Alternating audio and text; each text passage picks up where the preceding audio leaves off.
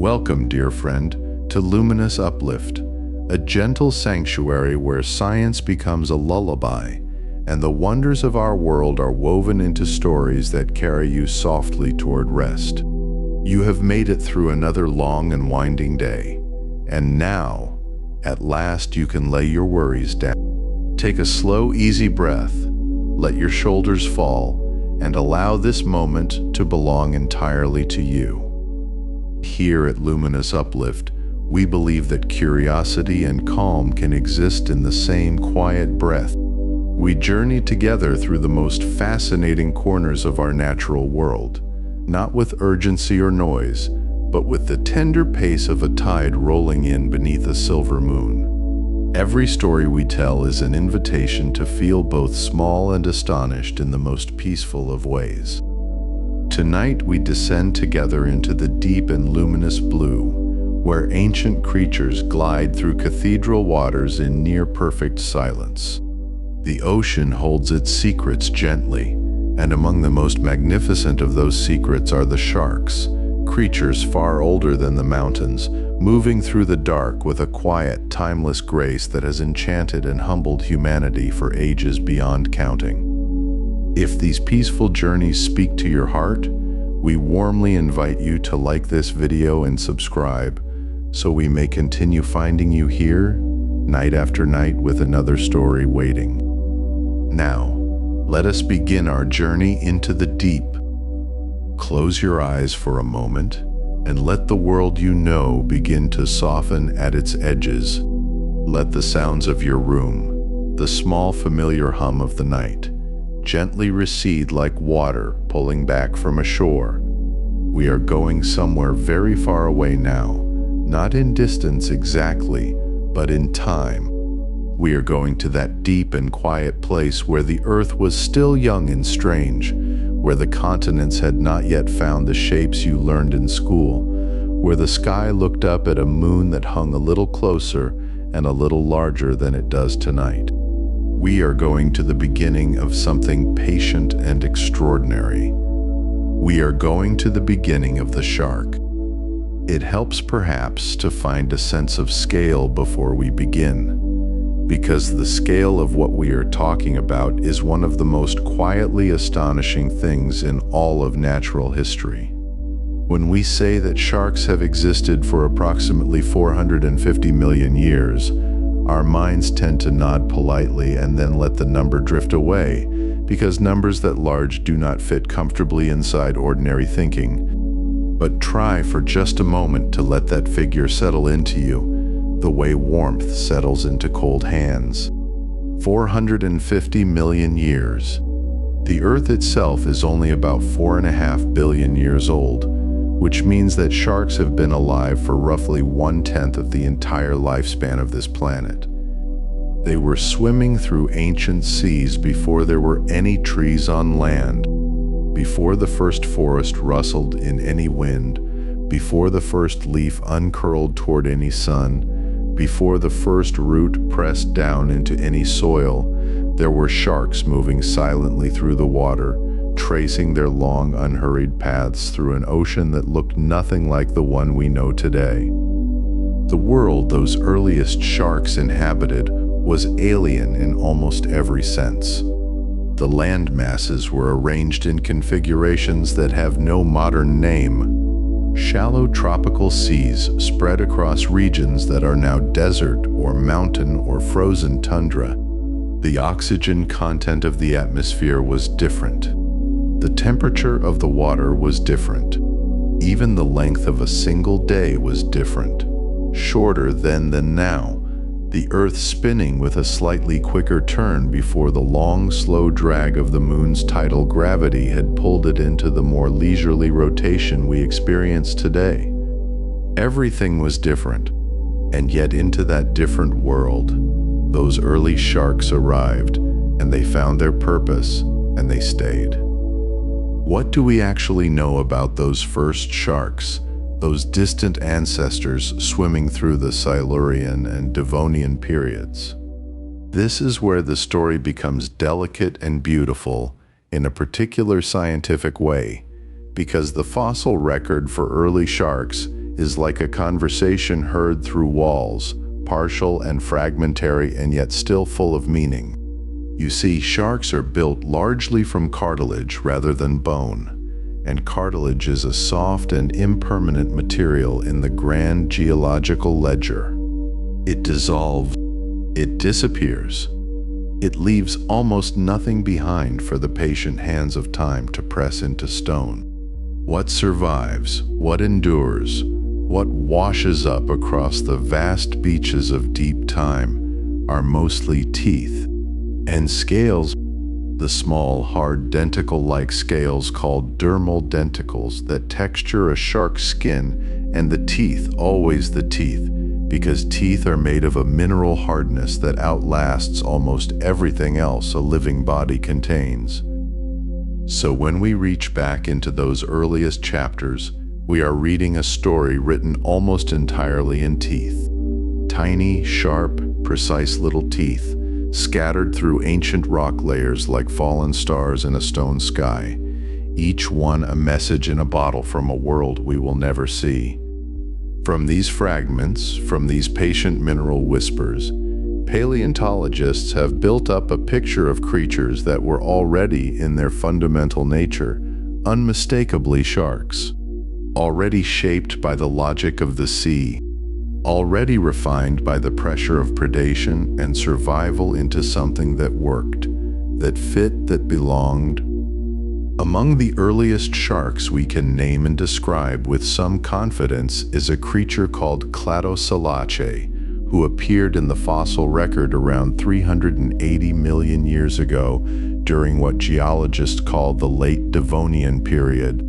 Cladocellaceae is known to us primarily from remarkably well-preserved fossils found in the black shale deposits of what is now Ohio, ancient seafloor sediments that captured not just the teeth and scales, but, in some extraordinary cases, outlines of soft tissue as well, the ghostly silhouettes of muscles and fins preserved in stone-like shadows pressed into a pillow. These fossils tell us that Cladocellaceae was not some crude or clumsy prototype. It was already streamlined, already hydrodynamic in a way that speaks of long refinement.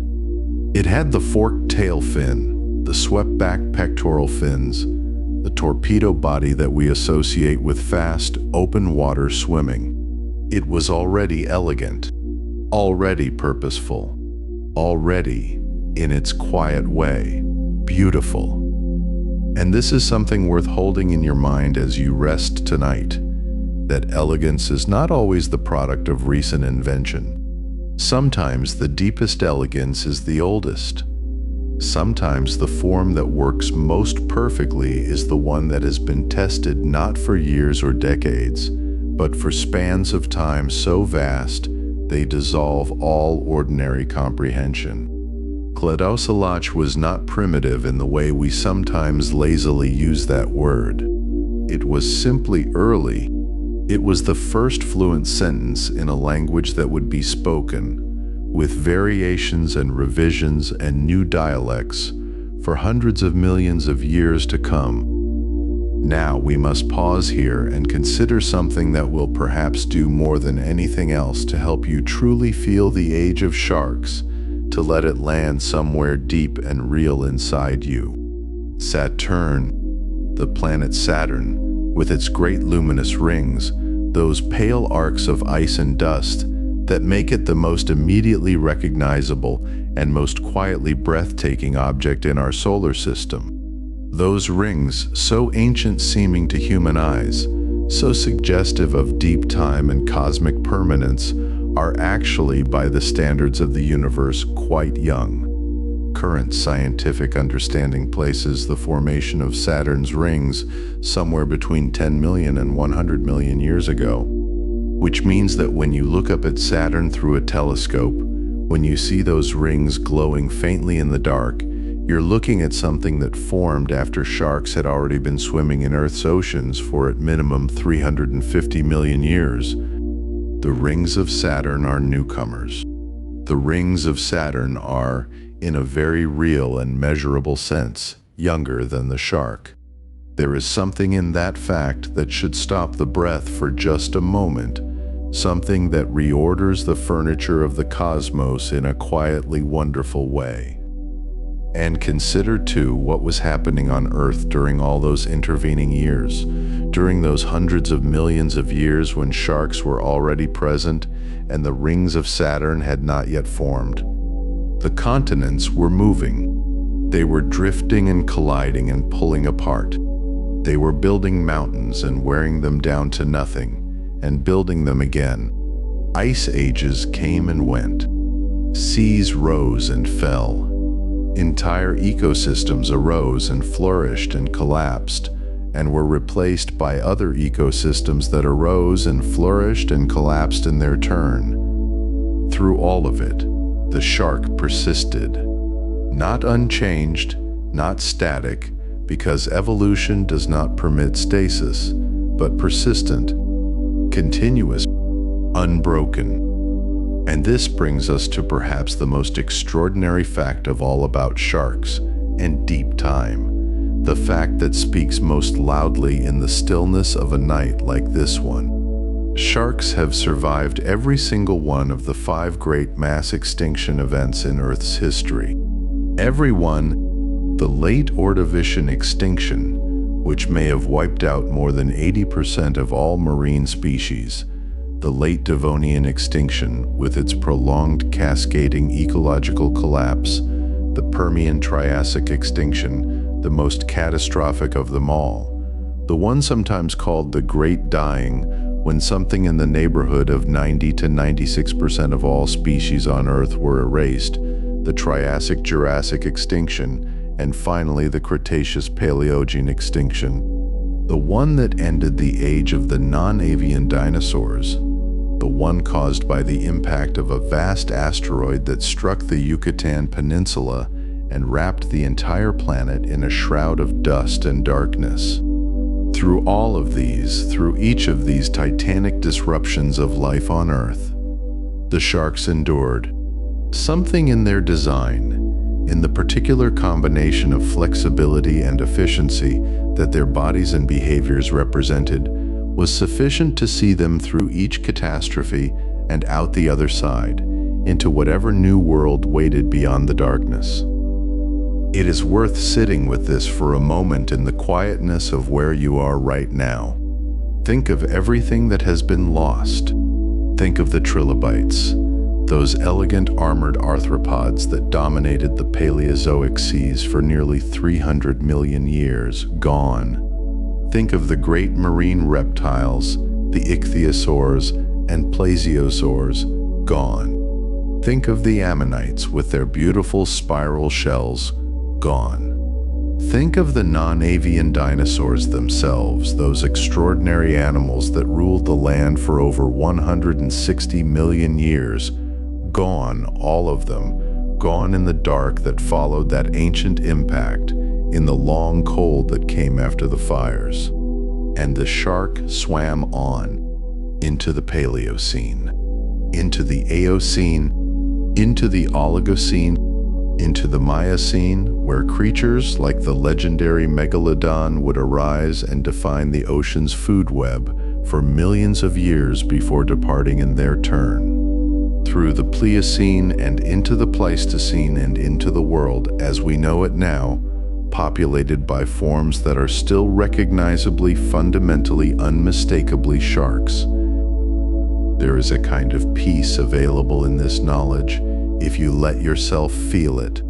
Not a peace that diminishes the importance of any individual life, but a peace that comes from recognizing deep continuity, the sense that beneath the surface of all the turbulence and change that characterizes existence, there are things that hold, things that persist, things that find a way through the long dark and into the morning. The shark, in its quiet oceanic way, is one of those things. It has been finding its way through mornings that none of us will ever see, sliding forward through water that has long since evaporated into the atmosphere and rained down again and gathered into new seas and evaporated again, through cycles of water that make our human timescales seem like a single breath in a very long life. Tonight, while you rest, while your breathing slows and your thoughts begin to soften and separate like clouds thinning toward morning, somewhere in the ocean, in the deep black water far from any coast, a shark is moving. It is not thinking about 450 million years. It is not contemplating the great dying or the rings of Saturn or the ghost shapes of Clado Salache pressed into Ohio shale.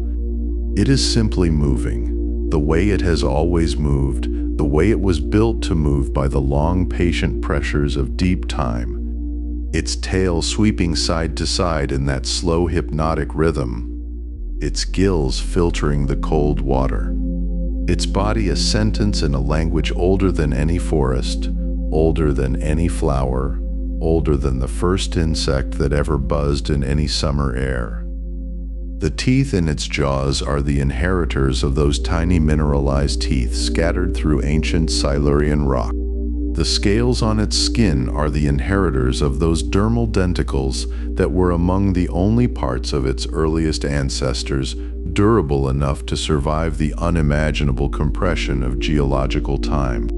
Everything about it is a continuation, a carrying forward, a message passed along a chain of living creatures so long it stretches back to a world we cannot visit, a world without trees, a world still rehearsing the conditions that would someday allow our own distant ancestors to come into being. And the ocean that holds it tonight is not so different in its fundamental nature from the ocean that held Clado Salache 380 million years ago. Salt water, pressure, darkness in the depths, light filtering down from above in long green columns that shift and shimmer with the movement of the surface. Life moving through life, consuming and being consumed, the great endless cycling of energy and matter that has been running without interruption since the first organic molecules found each other in the warm Precambrian shallows. The shark swims through it all with a calm that is not indifference, but something more like belonging. It belongs to the ocean the way the ocean belongs to the earth, completely, fundamentally, without reservation. Let that image carry you for a moment. That shark moving through dark water. The bioluminescent sparks of small creatures drifting past it like living stars. The pressure of the deep holding it as gently as sleep holds a tired mind. Above it, impossibly far above, the surface of the ocean reflects the actual stars, and among them, invisible to the naked eye but present, the pale ghost of Saturn's rings catching distant sunlight. Younger than the animal moving through the water below, everything above the surface younger in one way or another than what moves beneath it. This is the gift that deep time offers if we slow down enough to receive it. A sense of proportion that is not crushing but clarifying. A sense that the story of life on Earth is longer and stranger and more resilient than our ordinary moments suggest. That endurance is possible. That some designs are so fundamentally right that no catastrophe can unmake them entirely. That 450 million years of continuous existence is not an accident, but a testimony written in cartilage and teeth and the long hydrodynamic truth of a body shaped for water. And so as the oceans cooled and warmed and cooled again across impossible stretches of time, the shark drifted forward into each new age, its body a quiet letter written in the language of survival, carrying within its ancient form the earliest blueprints of, and so as the oceans cooled and warmed and cooled again across impossible stretches of time, the shark drifted forward into each new age, its body a quiet letter written in the language of survival, carrying within its ancient form the earliest blueprints of something we are only now beginning to fully understand. A biology so elegantly arranged, so thoughtfully constructed by the long and patient hand of time, that it reads less like accident and more like intention, less like chance and more like a kind of deep, unhurried wisdom written into the very substance of living tissue. To understand a shark is to begin with what it is made of, and what it is made of is not what you might expect. There are no hard bones inside a shark, no dense white scaffolding of calcium and marrow holding the body upright in the way that you have bones holding you upright right now, wherever you are resting, whatever softness is beneath you as you listen to these words. Instead, a shark is built from something far more ancient, far more yielding, a tissue called cartilage, the same supple, semi-firm material that shapes the tip of your nose, that curves the outer edge of your ear, that cushions the spaces between your joints where one part of you meets another. In a shark, this is not merely a detail or a footnote. This is the whole architecture. Every fin, every jaw, every graceful curve of the spine, all of it, cartilage, all of it, quietly flexible and light and strong in the particular way that soft things can be strong, the way water is strong, the way wind is strong, not by resisting the world but by moving through it. And there is something deeply calming about this if you sit with it for a moment. We tend to think of strength as rigidity. We tend to imagine that what holds a thing together must be hard, must be unyielding, must be like stone or steel. But the shark has been telling a different story for 400 million years. The shark has been demonstrating in every slow turn and every long glide through dark water that resilience can look like suppleness, that endurance can look like grace, that the most durable architecture is not always the hardest one. Cartilage is roughly half the density of bone. Imagine holding a stone in one hand and, in the other, something just as strong but half the weight, half the effort, half the burden of carrying. That is what the shark carries inside itself. That lightness is not incidental. It is essential. It is part of a larger conversation happening inside the shark's body at all times. A quiet negotiation between the creature and the water, a continuous and almost imperceptible effort to remain suspended in the blue, to neither sink toward the dark floor nor drift too easily toward the shimmering ceiling of light above. Because here is something worth knowing, something to hold gently in your thoughts as you breathe slowly and let the day fall away from you. Sharks do not have a swim bladder. Many fish do. Many of the fish you might picture drifting through coral reefs or riverine shallows carry within them a small gas-filled chamber, a kind of internal balloon they can inflate or deflate to control whether they rise or sink. It is an elegant solution, a miniature engineering marvel tucked inside an animal no larger than your hand. But sharks never developed this. Sharks took a different road, as they so often did, diverging from the common path long before that path was even well established, finding their own answer to the same old question of how to stay afloat. Their answer is oil. Deep inside a shark's body, taking up a remarkable proportion of its total interior space, sits the liver, a large, rich, oil-laden organ that in some species accounts for nearly a third of the shark's entire body weight. This liver is saturated with a compound called squalene, a hydrocarbon oil that is lighter than water, buoyant by its very nature, giving the shark the lift it needs to remain suspended in the water column without the constant muscular effort that would otherwise be required. You might think of it as a kind of slow internal warmth, a quiet energy stored not as heat but as lightness, a reserve of buoyancy held patiently within the body, the way a deep breath holds you at the surface of a swimming pool, effortless and still. And yet, even with a cartilage skeleton and an oil-rich liver, the shark is not entirely free from the business of moving. It must swim to breathe in many species, must keep water moving across its gills, must maintain that steady forward motion that has come over centuries to seem almost synonymous with the idea of the shark itself, that ceaseless, dreamlike gliding. And so every advantage matters.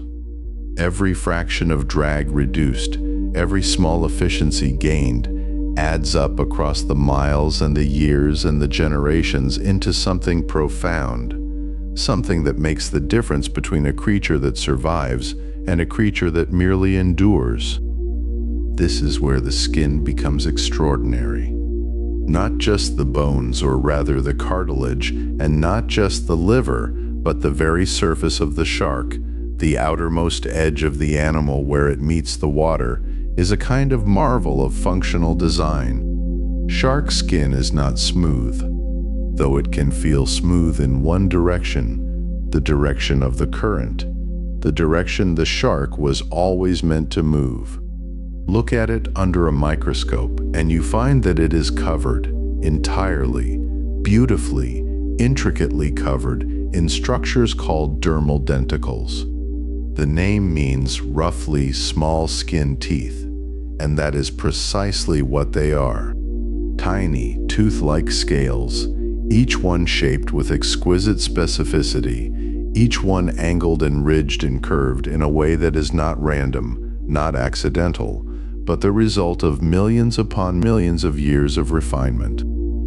They are, in their way, like tiny versions of the shark's own teeth, which makes a certain kind of sense, given that teeth, in the deep evolutionary history of vertebrates, are thought to have developed from structures much like these, from the skin scales of ancient fish ancestors, pushed forward over time to the edges of the mouth, where they could do their most useful work.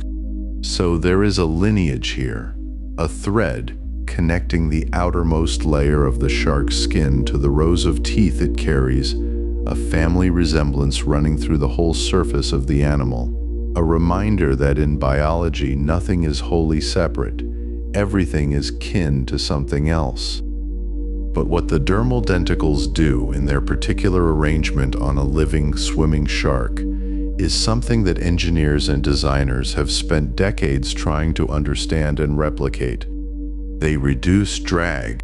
They do this by disrupting the thin layer of water that flows directly against the shark's skin as it moves, creating a kind of microstructure of tiny turbulences, controlled disturbances in the boundary layer of water that counterintuitively make the whole body slip through the water more efficiently than a completely smooth surface ever could.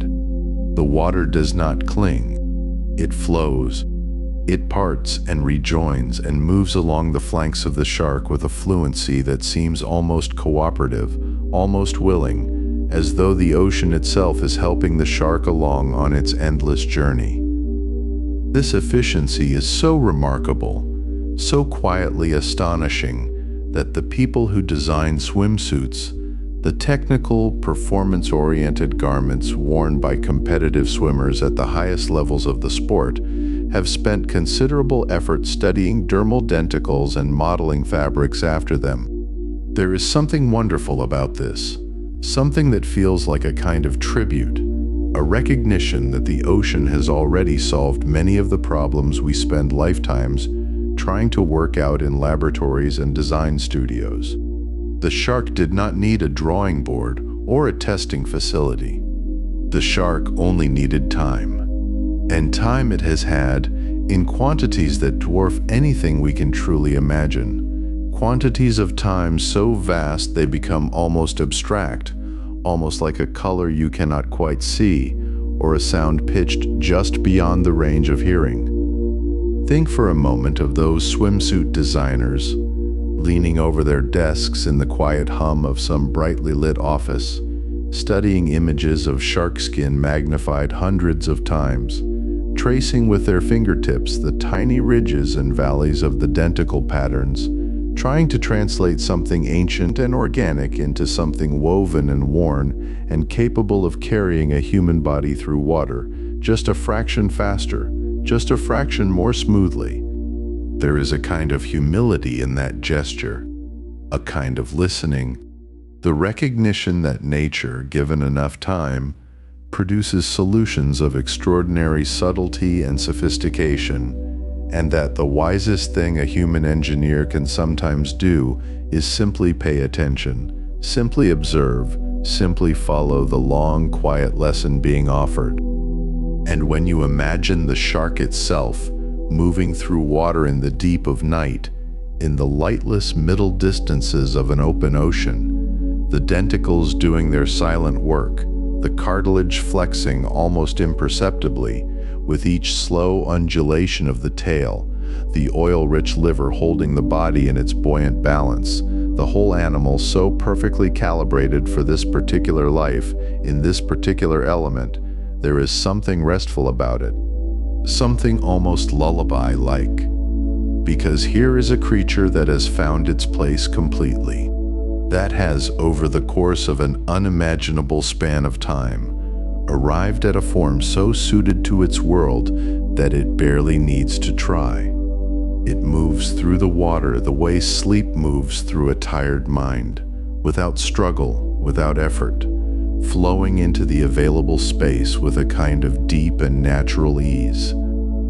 The water parts around those denticles in ways we are still learning to describe fully, still developing the mathematical language to capture, still building the instruments sensitive enough to measure. The shark does not need the language or the instruments. The shark only needs to move, and in moving to demonstrate again and again the quiet perfection of an ancient arrangement, a body shaped by forces larger and older than any we have named, honed to a kind of elegance that is not showy or dramatic, but simply profoundly functional. The way a stone smoothed by a river is elegant, the way a feather is elegant, the way the curve of a wave just before it breaks holds for one suspended moment something like beauty before it dissolves back into the sea. Imagine resting now, letting the thought of that shark skin settle over your own tired body like something cool and smooth. Imagine the denticles, each one so small as to be invisible without magnification, each one doing its small and patient work, each tiny denticle catching the current like a whispered word, the whole skin of the shark becoming a kind of living sail, and beneath that remarkable exterior, something even more extraordinary was quietly at work, the slow each tiny denticle catching the current like a whispered word, the whole skin of the shark becoming a kind of living sail. And beneath that remarkable exterior, something even more extraordinary was quietly at work, the slow unfolding of a sensory universe so vast, so finely tuned, so ancient in its perfection, that to imagine it even briefly is to feel the ground of ordinary perception shift beneath you, like standing on the edge of a pier at night, when the water below is darker than the sky above, and you understand perhaps for the first time that you are sensing almost nothing at all. Because the ocean is not silent. The ocean is not empty. The ocean is a continuous conversation conducted in frequencies and fields and pressures and molecules, a conversation that has been happening for hundreds of millions of years, and the shark has been listening to all of it, every word, every murmur, every heartbeat, for longer than the continents have held their current shapes. To understand what a shark actually perceives as it moves through the water is to step gently sideways out of human experience and into something that feels less like science and more like poetry, like the kind of dream where you can read a language you have never learned, where meaning arrives not through words but through the body itself, through the skin and the bones and the quiet pulse behind the eyes. Let us begin then with something almost unimaginably delicate. Something so fine, so hushed in its operation, that simply knowing it exists changes the quality of the air around you, the way learning the name of a star changes the feeling of looking up at the night sky. Scattered across a shark's snout, Clustered in soft constellations around the jaw and cheeks and forehead are tiny pores, barely visible to the human eye. Small dark punctuation marks on the pale underskin of the face, as though the ocean itself has been writing something there in a script too fine to read. These pores lead inward into delicate gel-filled canals, and at the deepest end of each canal sits a small cluster of sensory cells connected directly to the nervous system, directly to the brain, as intimate and immediate as a hand laid gently on a shoulder. These structures are called the ampullae of Lorenzini, and they are among the most sensitive biological instruments ever to have evolved on this planet. Their purpose is breathtaking in its elegance. Every living creature produces a faint electrical field.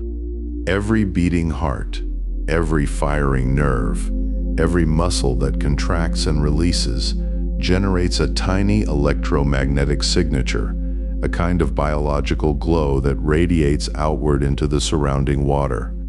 You produce one. The fish hiding beneath a rock produces one. The frightened creature burying itself in the sand produces one, and in doing so, it might as well have lit a lantern. Because the shark can sense electrical fields as weak as 0.5 billionth of a volt, a number so small it requires a moment of stillness to even approach. 0.5 billionth of a volt?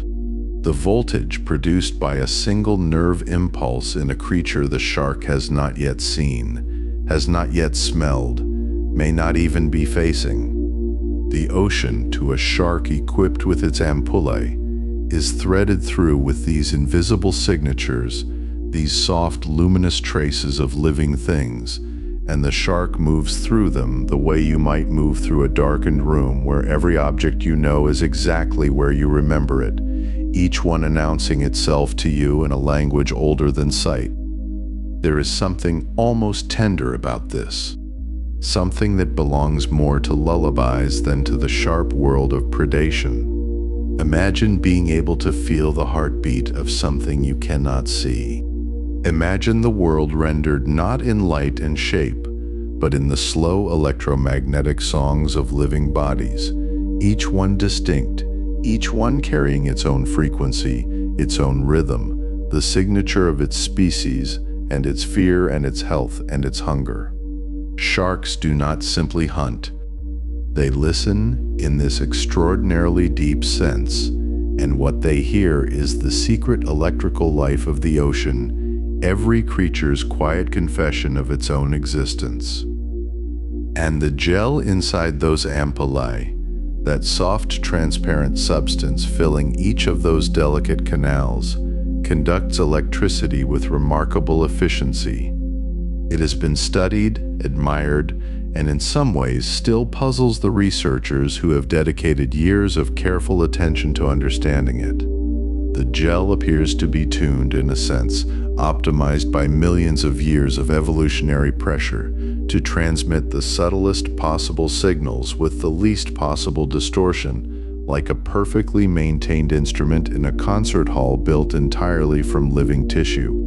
When the shark sweeps its head slowly from side to side as it swims, as many species characteristically do, it is not restlessness. It is not aimlessness.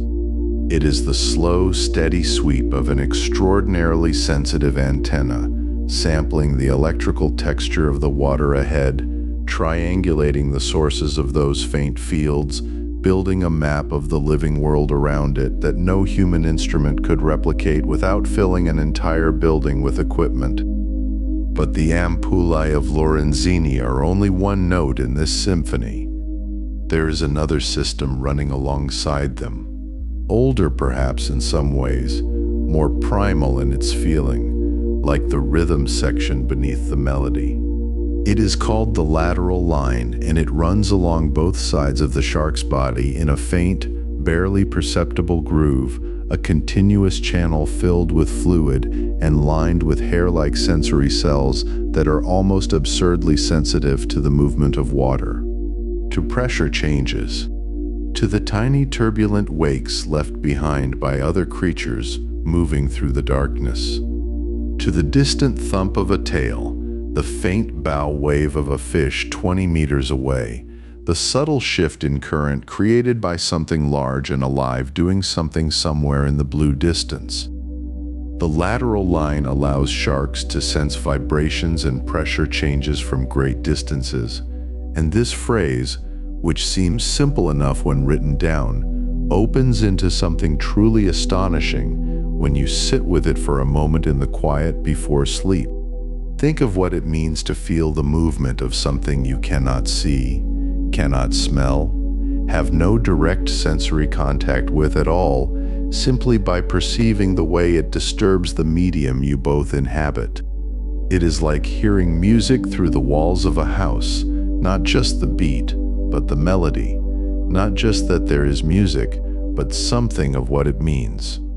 The lateral line gives the shark a spatial awareness that extends far beyond the boundaries of its own body, making the water itself an extension of its senses, a vast trembling membrane that carries information to it from every direction simultaneously. This is why sharks seem to appear as if from nowhere, why they materialize from the dim distance with such quiet certainty. They have not simply been swimming toward something, they have been reading the water. They have been feeling the story of their world, written in pressure and vibration, long before anything else becomes clear. The ocean speaks to them in frequencies that arrive before any visual confirmation is possible. And by the time a shark sees something with its eyes, it has already known about it for quite some time. And those eyes, those ancient golden eyes that have watched 350 million years of ocean history pass through the light and the dark and the cold, deep blue. Let us stay with them for a moment, because they too carry something wonderful. Behind the retina of a shark's eye, tucked in like a secret gift, sits a structure called the tapetum lucidum. You may have seen something like it before, though you may not have known its name. It is the same structure that makes a cat's eyes gleam in the beam of a torch at night, that causes a deer's eyes to glow in the headlights of a car.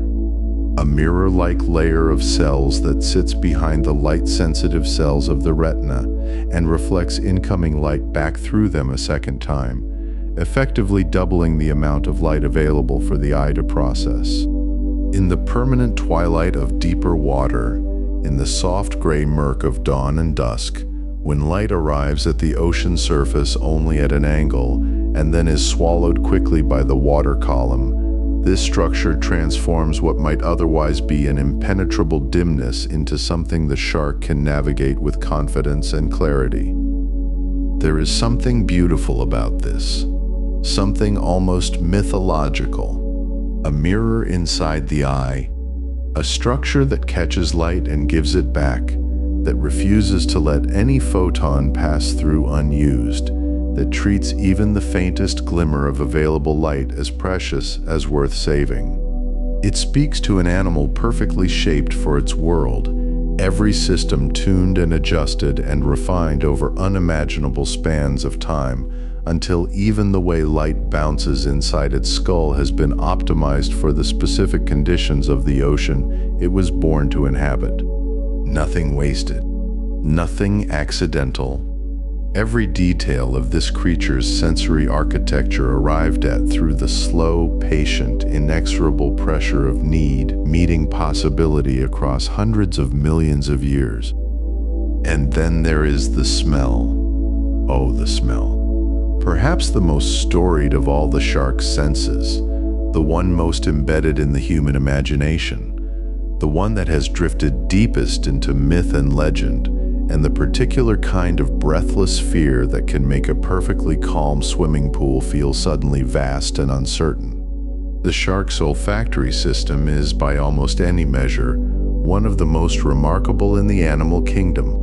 The nasal passages of many shark species take up a substantial portion of the snout, lined with sensory tissue folded into elaborate pleated structures to maximize the surface area in contact with the water flowing through them, and this tissue is seeded with chemoreceptor cells of extraordinary sensitivity. Some species of shark can detect a single drop of blood diluted in an Olympic swimming pool's worth of water.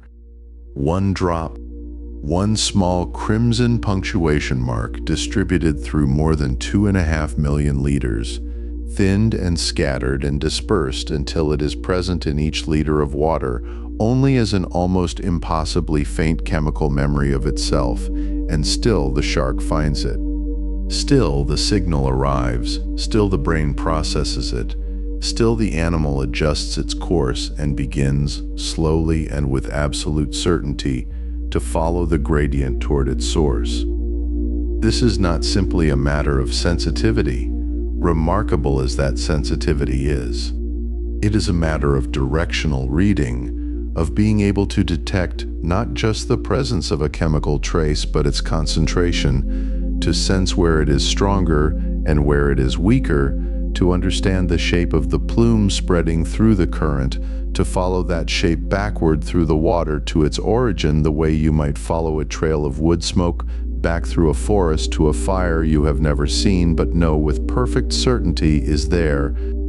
Each nostril samples a slightly different concentration of the chemical signal, and the tiny difference between those two samples tells the shark which way to turn, left or right, stronger or weaker, closer or farther, with a navigational precision that remains quietly humbling no matter how many times you consider it. And all of these systems, the electrical sensitivity of the ampullae, the vibrational awareness of the lateral line, the amplified vision of the tapetum lucidum, the exquisite chemical reading of the olfactory passages, all of them are operating simultaneously, all of them feeding information to a brain that has been shaped by hundreds of millions of years to integrate exactly these signals, to weave them together into a continuous, seamless experience of the world that is nothing like human experience but is, in its own way, perhaps even richer, even more complete. The shark does not have one window onto its world.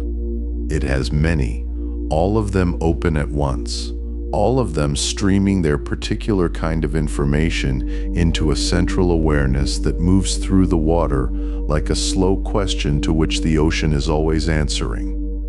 This is the hush before the thunderstorm that never arrives. This is the electric quality of the water at twilight, when the light is going and the dark is coming, and everything in the ocean is adjusting, recalibrating, reading the shifting signals with whatever instruments evolution has provided. The shark swims through this world, not as a predator in the blunt, simple sense we sometimes imagine, but as something more like a dreamer, a reader of invisible texts, a creature so thoroughly embedded in the sensory fabric of the ocean that the distinction between self and world becomes genuinely blurry, becomes almost philosophical.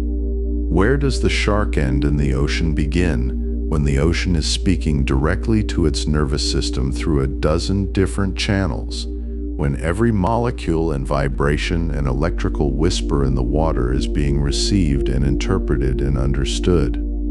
Sensing things that have no names in human language, moving through a world painted entirely in pressure and electricity and scent, the shark reads the ocean the way a dreamer reads the shapes behind closed eyes, and somewhere deep in those warm tropical currents, sensing things that have no names in human language, moving through a world painted entirely in pressure and electricity and scent, the shark reads the ocean the way a dreamer reads the shapes behind closed eyes. And somewhere deep in those warm tropical currents, where the water is as blue as the inside of a thought you can't quite hold on to, there are creatures so different from one another that you might look at them side by side and wonder in the gentlest, most wondering kind of way how it is possible that they carry the same ancient name. There are more than 500 known species of sharks alive in the world's oceans right now, at this very moment, while you lie here listening, while your breath slows and the edges of the room grow soft and distant. 500 kinds of shark, 500 separate arrangements of cartilage and muscle and skin, 500 different ways of moving through water, of finding food, of navigating the long blue corridors of the sea. And this number, remarkable as it is only the count of the ones we have found, the ones science has had the chance to name and describe. The ocean is vast and largely unseen, and it is entirely likely that somewhere in its deeper, darker folds, there are sharks we have not yet met, living quietly in the cold, pressing dark, unknowing and unknown. Think for a moment about the word diversity, not as a word you might read on a page, but as something you can feel, something like the difference between a single note played alone and the same note carried inside an entire, swelling, impossible chord. That is what 500 species means. That is what the family of sharks feels like from the inside. If you could somehow drift through every ocean on Earth in a single long, unhurried night, like the kind of drifting you do in the softest part of a dream. On one end of the scale, impossibly far from anything that might frighten you, there is a shark so small it could rest in the palm of your hand. The dwarf lantern shark, whose name alone is a kind of quiet poetry, measures only about 20 centimeters in length. 20 centimeters, you could hold it as gently as you might cup a small bird, or a handful of water, or a single bright thought. It lives in the deep waters off the coasts of Colombia and Venezuela, in the Caribbean Sea, in those dim middle depths where sunlight fades to a memory, and the water presses in from all sides with a silence that is almost tender. And here is the part that asks you to close your eyes and imagine it. The dwarf lantern shark produces its own light. It carries within its tiny body cells that glow, photophores scattered along its underside like the faintest scattering of stars. In the darkness where it lives, this bioluminescent glow is thought to help it communicate, perhaps to recognize others of its kind, perhaps to help it blend against the faint light filtering down from above, making it invisible to whatever might look up from the deep and wonder what passes overhead. This little creature, this improbable glowing sliver of life, is a shark. It belongs to the same family as the largest fish in the entire ocean. Let the distance between those two things settle for a moment, the way a snowflake settles or a thought settles just before sleep takes it away. The whale shark stretches 12 meters long. 12 meters, that is roughly the length of a school bus or a generous house, or the distance between two telephone poles on a quiet street at night. The whale shark is the largest fish in the ocean, a title it has held for longer than we have been here to give it titles. And despite everything that size might suggest, despite all the ancient fear that attaches itself to large things moving through dark water, the whale shark is one of the most peaceable creatures in the sea. It feeds on plankton, those microscopic luminous drifters that bloom in warm ocean water by the billions, and on small fish gathered into soft clouds near the surface. The whale shark opens its enormous mouth, that wide, gentle, slightly astonishing mouth, and it moves forward, and the water flows through, and the tiny living things are gathered in, and this is how it has always been for this creature, this enormous, quiet, filter-feeding wanderer. There is something almost meditative about it, something that belongs in a dream about patience and scale, and the beauty of being exactly what you are without apology. The whale shark does not rush. It drifts, turns slightly, rises and falls through the sunlit upper layers of the tropical ocean with the unhurried grace of something that has never needed to be in a hurry. Divers who have swum alongside whale sharks describe it as one of the great, humbling experiences of a human life. To be next to something that large, something that peaceful, something that does not see you as prey or threat or obstacle, only as a small, warm presence in the blue, is to feel the particular smallness that is not loneliness but wonder. These warm surface waters where whale sharks prefer to drift are a world away, in character and feeling and light, from the places where other sharks have made their homes. The ocean is not one thing. It is a collection of worlds stacked and layered and folded into one another, and different sharks have found their way into almost all of them. Some live in the shallows, where sunlight breaks into shifting mosaics on sandy floors. Some live in the open ocean, that vast blue middle distance where there is no up or down except the light. Some have descended into the deep places, the cold and the dark and the silent, and built their lives there. The hammerhead shark lives a life that is in many ways defined by its extraordinary head, that wide, flattened lateral extension that gives it its name and its unmistakable silhouette. There are several species of hammerhead, all of them carrying this unusual inheritance, and it has been suggested by researchers that the hammerhead's spread-out eyes, set far apart on either side of that wide head, give it a remarkably wide field of vision, a panoramic view of the world that other sharks cannot access. But perhaps more remarkable still is the way the hammerhead uses that broad, flat surface to hunt. The underside of the hammerhead's head is rich with electroreceptors, those ampullae of Lorenzini that we touched on earlier in the story, and when a stingray buries itself beneath the sand of the seafloor, as stingrays like to do, tucking themselves flat and still and nearly invisible, the hammerhead sweeps above it like a slow, methodical dreamer looking for something half-remembered. It detects the tiny electrical field the ray produces simply by being alive and having a heart and breathing.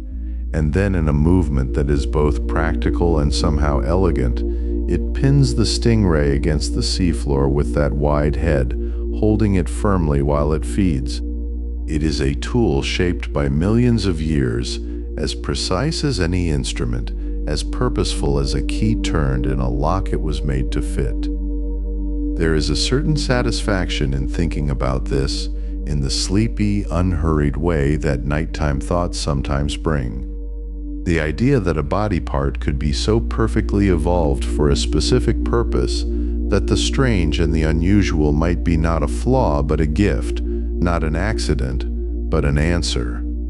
The hammerhead did not choose its unusual head. It was chosen, slowly over time, by the pressures of the sea and the need to find food in the sandy shallows, and now it wears its strange crown and goes about its business and lives its life in the schooling, spiraling aggregations that hammerheads sometimes form, rising and falling together in great slow spirals that researchers still do not fully understand. And then there is a creature that lives so far from all of this warmth and company and light that it almost seems to belong to a different story entirely. The goblin shark is a deep water species, found in the abyssal and mesopelagic zones of oceans around the world, in those places where the temperature drops toward freezing and the pressure would crush anything not built for it. The goblin shark is pinkish-white in color, a pale, almost ghostly hue that comes from the blood vessels visible beneath its translucent skin, and it has a long blade-like snout that protrudes above its jaw like the prow of some strange, ancient vessel. But the thing that makes the goblin shark one of the more quietly astonishing creatures in the deep sea, the thing that might make you pause even now, in the warm drift towards sleep, is its jaw. The goblin shark's jaw is protrusible. This means that when it strikes, when it senses prey nearby in the dark, the jaw does not simply open. It shoots forward, extending out from the face with a speed that researchers have measured and found genuinely startling, propelling the teeth toward the prey in a motion that compensates for the goblin shark's apparent sluggishness. It is a creature that has solved the problem of hunting in the deep. Food scarce dark, not through speed or strength, but through this one remarkable, almost trick-like adaptation. The jaw extends, the prey is taken, the jaw retracts, and the goblin shark drifts on through the cold, and the quiet, entirely alone, entirely itself, carrying its strange and elegant solution through water that has never seen sunlight. We have found goblin sharks only rarely, mostly caught accidentally in deep-sea fishing lines, or glimpsed by submersibles descending into the dark for other reasons. We do not know precisely how they live their lives, how they find mates, what their young look like, how long they live in the dark. They are a mystery in the way that deep things are mysteries, holding their secrets in the cold and the pressure and the silence, and offering them up only occasionally, reluctantly, like a book that opens only a single page at a time. It is worth holding this image gently as you drift, somewhere beneath the surface of an ocean that looks from above like nothing more than wind-ruffled darkness. A pale ghost of a shark is moving very slowly through the absolute black, its extendable jaw ready, its long snout reading the invisible fields of living things around it, utterly indifferent to the fact that somewhere impossibly far above it, in the warm shallows of a tropical sea, a whale shark, the length of a school bus, is slowly filtering plankton through its wide and gentle mouth, and smaller still, tucked into the dim middle depths of a Caribbean slope, a tiny glowing spark of a shark, barely larger than your hand, is drifting with its own small constellation pressed against its belly. 500 species, 500 ways of being a shark. The ocean is old and patient, and it has had a great deal of time to experiment, to try things, to find what works, and to keep those things working across the generations in a kind of slow, continuous, unhurried miracle. Each species is a solution to a particular set of problems, a particular arrangement of needs and pressures, and available food, and available depth, and available light. The dwarf lantern shark needs to glow and to be small. The whale shark needs to be enormous and to move through warmth where plankton bloom. The goblin shark needs to hunt in the dark with something that shoots. The hammerhead needs to feel what is buried in the sand. And each of them has arrived at its solution by the same long, patient process, the same deep time, the same unfolding of generation upon generation upon generation, all the way back to something that swam before we could name swimming. You might picture the world's oceans as a single enormous library, and every shark species as a different kind of book, shelved in a different section, written in a different style, about a different subject entirely, and yet all of them concerning, in their different ways, the same great underlying theme: how to live, how to move through water, how to find what feeds you, how to make more of yourself and release that new life into the blue. It is the oldest theme there is, and it is being played out right now in every depth and temperature and current of the sea, in the warm and the cold, the lit and the dark, the crowded coral reefs and the empty abyssal plains. There is no competition between the whale shark and the dwarf lantern shark, no rivalry between the goblin shark and the hammerhead. They have each found their own place, their own piece of the enormous ocean, their own answer to the old and patient question. And the waters that hold them do so without judgment, without preference, with the same deep and encompassing quiet that the ocean has always carried, that quality of holding everything that has ever fallen into it, keeping it gently suspended in the blue, in the nights ahead, as you lie here, and let your thoughts grow slow and shapeless, you might find yourself imagining these creatures in their different worlds. The tiny lantern shark glowing in the middle dark. The whale shark's shadow falling enormous and soft over a reef below. The hammerhead sweeping the sandy floor with its wide, improbable face. The goblin shark in the absolute cold, its jaw extended and retracted in the silence. All of them alive, all of them breathing water, all of them doing what they have always done, in the way they have always done it, undisturbed and unhurried and perfectly themselves. And the ocean holds them all, the enormous and the impossibly small, the deep water phantoms and the sun-warmed surface wanderers, each one a separate answer to the same ancient question of how to live, and perhaps none more quietly astonishing than the ocean holds them all, the enormous and the impossibly small, the deep water phantoms and the sun-warmed surface wanderers, each one a separate answer to the same ancient question of how to live, and perhaps none more quietly astonishing than the whale shark, that vast and gentle sovereign of open water, moving through the blue world like a breathing continent, unhurried and immense, as though it has always known that the ocean is patient enough to wait for it. There is something that happens to the human mind when it first encounters a whale shark. Something that cannot quite be named, only felt, a loosening perhaps, of the part of you that holds tightly to the ordinary scale of things. Divers who have found themselves beside one describe a particular stillness that falls over them, a kind of involuntary surrender to the enormity of the moment.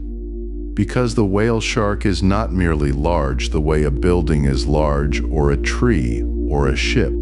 It is large the way a slow thought is large, the kind that takes up the whole sky inside your head and asks nothing of you except that you stop and breathe and simply be present with it. The whale shark Rhincodon typus is the largest fish alive on Earth today. It can grow to 18 meters or more, longer than a school bus, broader than a small boat is wide. And yet for all that size, there is almost nothing aggressive about it. Its great width exists not to menace, but to receive. To open itself to the sea and let the sea come in. This is perhaps one of the most extraordinary things about this creature, that the largest fish in the ocean feeds on some of the smallest life within it. Plankton, fish eggs, tiny crustaceans drifting in the shallows of the visible world.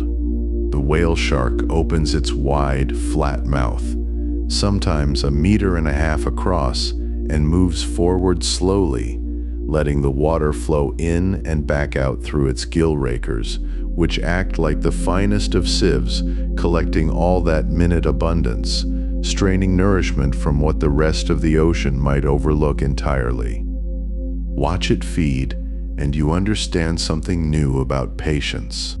The whale shark does not chase. It does not pursue. It simply opens and moves and trusts that the ocean will provide what it needs. There is a lesson in that if you are in the mood to receive one. Or perhaps it is enough to simply witness it, to let the image settle into you like warm water, that great dark form gliding at the surface, mouth agape, the sea pouring through it, life distilled from water, abundance gathered one microscopic particle at a time. And then there are the spots. Oh, the spots. Every whale shark carries on its back a pattern of pale dots and fading stripes, cream-colored against the deep gray blue of its skin, and no two patterns are alike. Each one is as singular as a human fingerprint, as individual as a constellation that has never been named before. Scientists have used these patterns for decades now to identify individual animals, a practice called photographic identification, which allows researchers to recognize a specific whale shark by the arrangement of dots behind its gills, the the way you might recognize a friend by the particular arrangement of their smile. What this means, practically speaking, is that each whale shark is knowable. Each carries a kind of signature that says, "I am this one, not any other. I have been here before.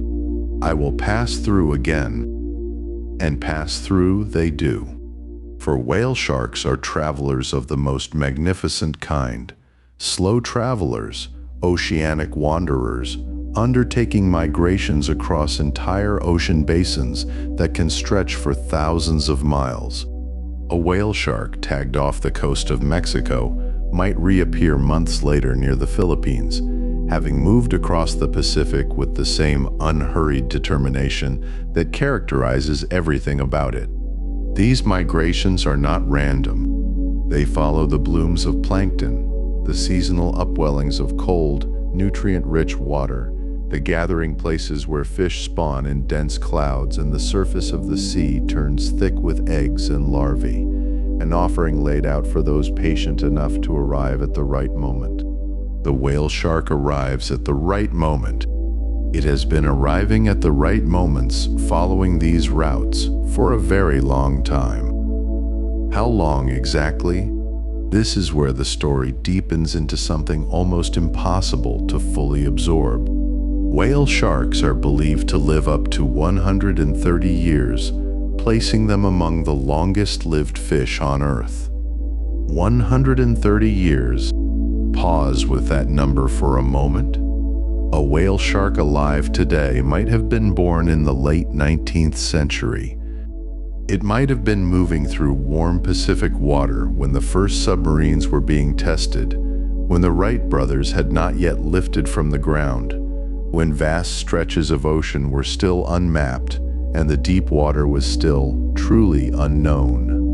A whale shark that is fully mature now might have been a juvenile in the same sea during the First World War, might have passed through waters that carried the sounds of the Second. It carries within its body a relationship with time that dwarfs almost everything in our ordinary human experience of it. And unlike so many creatures whose age registers on the outside, the graying muzzle, the slowing gait, the accumulated weight of years, the whale shark gives little outward sign of growing old. It simply continues. It moves through the water with the same steady rhythm at 100 years that it moved with at 10, the same quiet persistence, the same slow grace. If there is something the ocean rewards, it seems to be exactly this quality, the willingness to simply keep moving, to keep opening, to keep following the ancient routes laid out by temperature and tide, and the invisible geometry of ocean currents that have been flowing in roughly the same patterns since long before the first whale shark drew breath. There is a particular quality to the light in the places whale sharks most often gather. On the surface of the water off the Yucatan Peninsula in summer, or near the Ningaloo Reef on the western coast of Australia, or in the warm shallows around the Maldivian atolls, the light comes down through the water in long shifting columns, green and gold and deeply blue at once, the kind of light that makes every particle of suspended matter visible, that turns the water itself into something you could almost hold. In this light, a whale shark becomes something beyond physical description. Its spots catch the filtered sun and seem to glow softly, as though the animal has absorbed the ocean's scattered light and learned to carry it. Divers who have slipped into the water beside them report the sensation of being entirely inside a different experience of time, that the whale shark's slowness is contagious, that your own heartbeat seems to adjust without your permission, settling towards something calmer and more ancient than its ordinary rhythm. This is not incidental. Whale sharks are known to interact gently and curiously with human divers, sometimes pausing in their feeding to turn one great dark eye toward a nearby swimmer, regarding them with what can only be described, carefully, cautiously, as attention. There is no aggression in that gaze. There is no fear. There is something that occupies the space between indifference and interest, a kind of unhurried acknowledgement, as though the whale shark has assessed the situation and found it unthreatening, found it perhaps even mildly curious, this small, strange, bubble-blowing creature hovering nearby. And then it continues. It continues in exactly the direction it was going, at exactly the speed it has always traveled, because the whale shark does not alter its course for small things. It moves through its world with a certainty that comes from having occupied the same ocean, following the same routes, for longer than almost anything else alive in the sea. To think about the migrations, really think about them, is to feel something shift gently in the chest.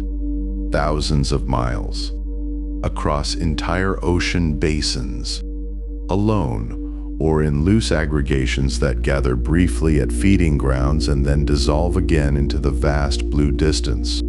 There is a whale shark somewhere right now, perhaps several, crossing open ocean in the dark, far from any coast, far from any human eye, guided by something older than instinct and more precise than any map we have ever drawn.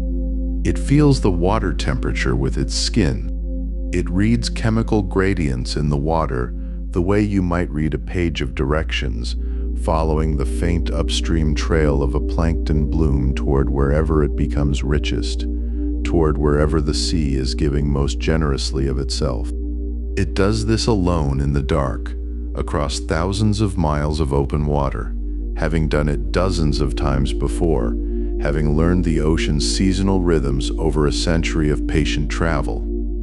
There is a word in Portuguese, saudade, that means a deep, bittersweet longing for something beloved that is absent or perhaps unreachable. Watching footage of a whale shark moving through open water, alone in the blue immensity, you may feel something adjacent to saudade, not quite sadness, not quite longing, but a sense of something profound and slightly beyond reach. Something that the image almost lets you touch before it slides away into deeper water. The whale shark does not need your witness to be magnificent. It has been magnificent in the dark, in the deep, far beyond the reach of human sight, for longer than our species has had the word for magnificent.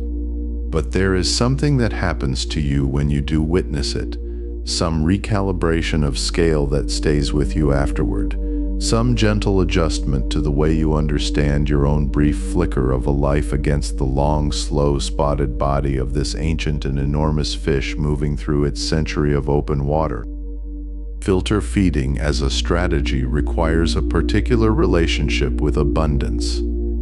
You cannot filter feed successfully in a depleted sea. You must go where the water is rich, where the plankton blooms in the upwelling zones, where the fish gather to spawn in such numbers that their eggs cloud the water like a living snowfall. The whale shark knows these places. Or rather, the whale shark has learned them, season by season, migration by migration, over decades of following the same rhythms, adjusting slightly each year as the ocean shifts and the blooms appear a little earlier or a little later, a little farther north or south. There is something in this that resembles trust, a deep, practiced, earned trust in the ocean's generosity, in the reliable return of abundance to the same ancient places, in the water's long memory of what lives within it. And so the whale shark moves, as it has always moved, as it will continue to move, opening itself to the sea, wearing its own unmistakable pattern of pale light on its dark back, carrying its century of ocean knowledge forward through warm water and cold, through the deep middle of ocean crossings where no land interrupts the horizon and the surface of the sea is the whole world, through the gathering places where other whale sharks find each other briefly in the summer abundance and then scatter again to their separate centuries, their separate routes, their separate slow and spotted passages through the turning years of the sea. Somewhere in the Indian Ocean, perhaps, right now. One of them is near the surface. It is feeding. Its wide mouth is open to the warm night water, and the plankton are moving through it like stars through a gap in clouds, and its spotted back is just barely visible below the surface where the moonlight falls on the water. Those white dots arranged in a pattern that exists nowhere else on Earth, that has never existed before and will never be exactly repeated, that is, in its own quiet way, as singular and unrepeatable as the whale shark itself, this one creature among all the creatures, this one century among all the centuries, this one patient body moving through the immensity of a patient sea. Gliding through blue-green cathedral light, its spotted back like a sky full of scattered stars, the whale shark moved without urgency, following the pull of ancient current and the memory of where the water turns warm and full of drifting life, carrying within its patient body a kind of gliding through blue-green cathedral light. Its spotted back like a sky full of scattered stars, the whale shark moved without urgency, following the pull of ancient current and the memory of where the water turns warm and full of drifting life, carrying within its patient body a kind of stillness that the ocean itself seemed to recognize and honor, the way a forest goes quiet around something ancient and unhurried, the way even the light bends a little softer when it falls on something that has existed, in one form or another, since long before the first human ever looked up at the night sky and wondered what it meant to rest. And rest, out here in the deep blue world, is not what we might expect it to be. We carry with us, those of us who live on land, a particular understanding of sleep. We know it as a surrender, a lying down, a closing of the eyes and a letting go of the body into the horizontal dark. We know sleep as a destination, a place we travel to each night through the slow dissolving of the day, through the gradual loosening of thought, through the gentle unwinding of everything that held us upright and deliberate and awake. Sleep, for us, is a kind of small departure, and when we return from it, we feel the seam between the two states, that soft border crossing between the world of dreams and the world of morning light and coffee and bird song and beginning again. But the ocean does not work this way, and the creatures who have lived inside it for 400 million years have found their own arrangements with the night, their own negotiations between wakefulness and rest, their own quiet agreements with the need to restore themselves while still remaining, always and essentially, in motion. Consider the shark. The shark, that ancient and misunderstood creature, that sleek and luminous shape moving through the dark water like a thought you almost had before it slipped away. The shark does not sleep the way you do. It cannot. Or at least most of them cannot. Not in any way we would recognize from our own experience of tumbling into the soft country of dreams. And the reason for this has everything to do with the simple, extraordinary fact of how a shark breathes. To breathe, most sharks must swim. This is not a metaphor, not a gentle poetic rendering of some larger truth about resilience or motion, or the necessity of forward movement through difficulty, though it becomes all of those things when you sit with it long enough. It is simply biology, elegant and exacting. Most sharks breathe through a process called ram ventilation, and it works like this. As the shark moves forward through the water, that water rushes through the open mouth, flows across the delicate feathered structures of the gills, deposits its oxygen, and departs.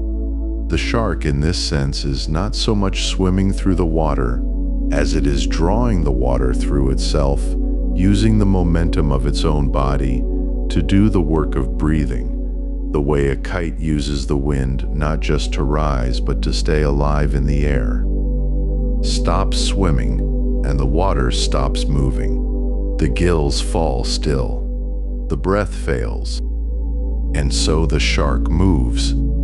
Through darkness and through light, through shallow warm water, and through the black cold miles of the deep ocean, through the long tropical afternoons and the starless equatorial nights, the shark moves. It is not restless. It is not driven by anxiety or urgency or the particular human compulsion to always be arriving somewhere. It moves the way a river moves because movement is what it is. Because to stop would be to become something else entirely, something the ocean has no name for. And yet the shark must rest. Every living thing, without exception, must rest. Even the river rests in its deeper pools, in its quieter bends, in the places where the current slows and the water turns a deeper green, and the surface barely moves. Even the wind rests, even the tide, in its long pause between the going out and the coming back, rests. The need for rest is written into the fabric of living things as deeply as the need for water or warmth or light, and the shark is no exception to this ancient contract. And so it has found a way. What scientists have come to understand, after years of watching and wondering, is that sharks do not sleep the way we do, but they do enter something. A softening, a turning down of the inner lights, a state that researchers call restful swimming, which is perhaps the most quietly beautiful phrase in all of marine biology. Those two words together, restful and swimming, existing in a kind of productive contradiction, a paradox that the shark resolves simply by being itself. In restful swimming, the shark does not stop. Its body continues its long, continuous conversation with the water, the tail moving in its slow, hypnotic side to side, the pectoral fins angled just so, the whole elegant machine still performing the necessary choreography of forward motion and oxygenated breath. But something changes. The shark's awareness dims. Its responses slow. The brain, that intricate and still partially mysterious organ tucked inside the cartilaginous skull, pulls back from the world, reduces its engagement, lets the outer darkness become a little more outer, a little more distant, a little less immediate. Here is the part that makes you stop and think, that makes you sit with the ocean in a different way. The spinal cord, not the brain, largely coordinates swimming in sharks. The rhythmic oscillation of the tail, the subtle constant adjustments of the fins, the long patterned motion of forward travel through water, these are governed not by conscious thought, but by the ancient automated intelligence of the spinal cord, by neural circuits so deeply established over so many millions of years that they require no oversight, no management, no deliberate direction. The shark's body knows how to swim the way your heart knows how to beat. It simply does it without being asked, without needing to be reminded, without requiring the brain to be involved at all. And this means something extraordinary. This means that the shark can rest its brain, can dim the higher functions, can drift into some quieter internal country, while its body continues its necessary work entirely without supervision. The shark, in a very real sense, can sleep while swimming, or something so close to sleep that the difference, if there is one, exists only in the language we use to describe it, language built for creatures who lie down in the dark and close their eyes and stop. But not all sharks rely on constant motion to breathe. The ocean, being vast and generous and endlessly inventive, has made room for other arrangements. There are sharks who have found a different way to draw oxygen from the water, a way that does not require the full commitment of forward motion. The nurse shark, That broad and unhurried creature with its barbels trailing beneath its snout like the whiskers of something dreaming, can pump water over its gills through the movement of its mouth and throat, actively drawing the ocean through itself rather than relying on the passive momentum of forward travel. This is called buccal pumping, and it is, in its own way, a kind of liberation, a permission slip from the obligation of constant motion. And the nurse shark uses this permission lavishly, beautifully, without apparent guilt. You can find them, if you know where to look, resting on the seafloor in the warm shallows, piled together sometimes in great slow heaps, their bodies overlapping in a way that looks almost affectionate, their gills working in their soft, steady rhythm, drawing in and releasing, the whole business of breathing continuing quietly and automatically while they lie in what appears to be, for all the world, deep and contented sleep. They do not look like predators in these moments. They look like something that has earned its rest, something that has been moving through the waters since before the continents were where they are now, and has decided, for this particular afternoon, that the seafloor is warm and the current is mild, and there is nowhere it needs to be. The Wabagong, too, has made this arrangement with the world. That extraordinary creature, patterned like a living tapestry, like something the ocean dreamed up during a particularly creative period, lies flat against the reef or the sandy bottom, its extraordinary camouflage rendering it nearly invisible, its body so perfectly still that the fish sometimes swim within inches of it without recognizing what it is. The Wabagong breathes and rests, and waits with a patience that seems geological in its depth, with a stillness that seems less like sleep and more like the ocean itself, simply choosing to pause and contemplate its own complexity. But there is another resting place, another story, one that comes from the Bahamas, from the warm and luminous blue water there, from the caves and grottos that interrupt the limestone seafloor with their dark and sheltered interiors. Caribbean reef sharks have been observed in these submarine caves, gathered in the dim interior spaces, hovering or resting against the walls or floor, their eyes open, for sharks, lacking eyelids of the human variety, cannot close their eyes the way we do, but something in their gaze becomes distant, interior, turned away from the world. Researchers who have entered these caves, moving gently through the water, with the careful reverence of someone entering a sacred and sleeping place, have described the sharks as being in a trance-like state, as being present in body, but absent in some other way, their usual alertness muted, their responses to the world around them slowed to something barely perceptible, their whole being turned inward toward whatever interior landscape the resting shark inhabits. What is that landscape? What does the shark experience in those dim caves, hovering between the limestone walls, while the bright blue world continues outside? We do not know. We may never know. The inner life of a shark is one of those territories that science can approach only so far before it meets the edge of what instruments can measure and what language can describe, and then it must stop and gesture toward the mystery and say only, something is happening here, something that matters, something that has been happening in these same caves or ones very much like them for longer than our species has existed. The shark does not dream as far as we know. Or if it does, those dreams leave no trace we can detect, no rapid movement beneath closed lids, no surge of electrical activity that corresponds to what we see in the sleeping human brain during its nightly excursions into the imagined and the remembered. But then again, we know so little.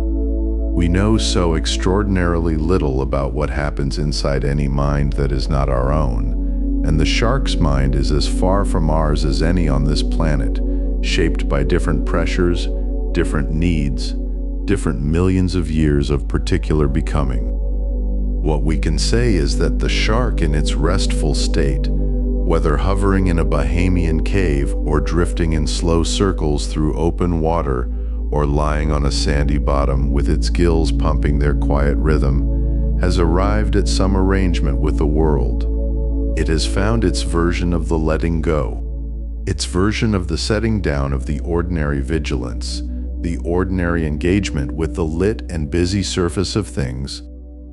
Think about the moment, that particular moment you know well, when you're lying in the dark and the thoughts are beginning to lose their edges and the weight of the day is becoming less specific and more general, and the room around you is softening from a particular room into simply the idea of shelter, simply the idea of warmth and safety and horizontal rest. You are not yet asleep, but you are no longer quite awake.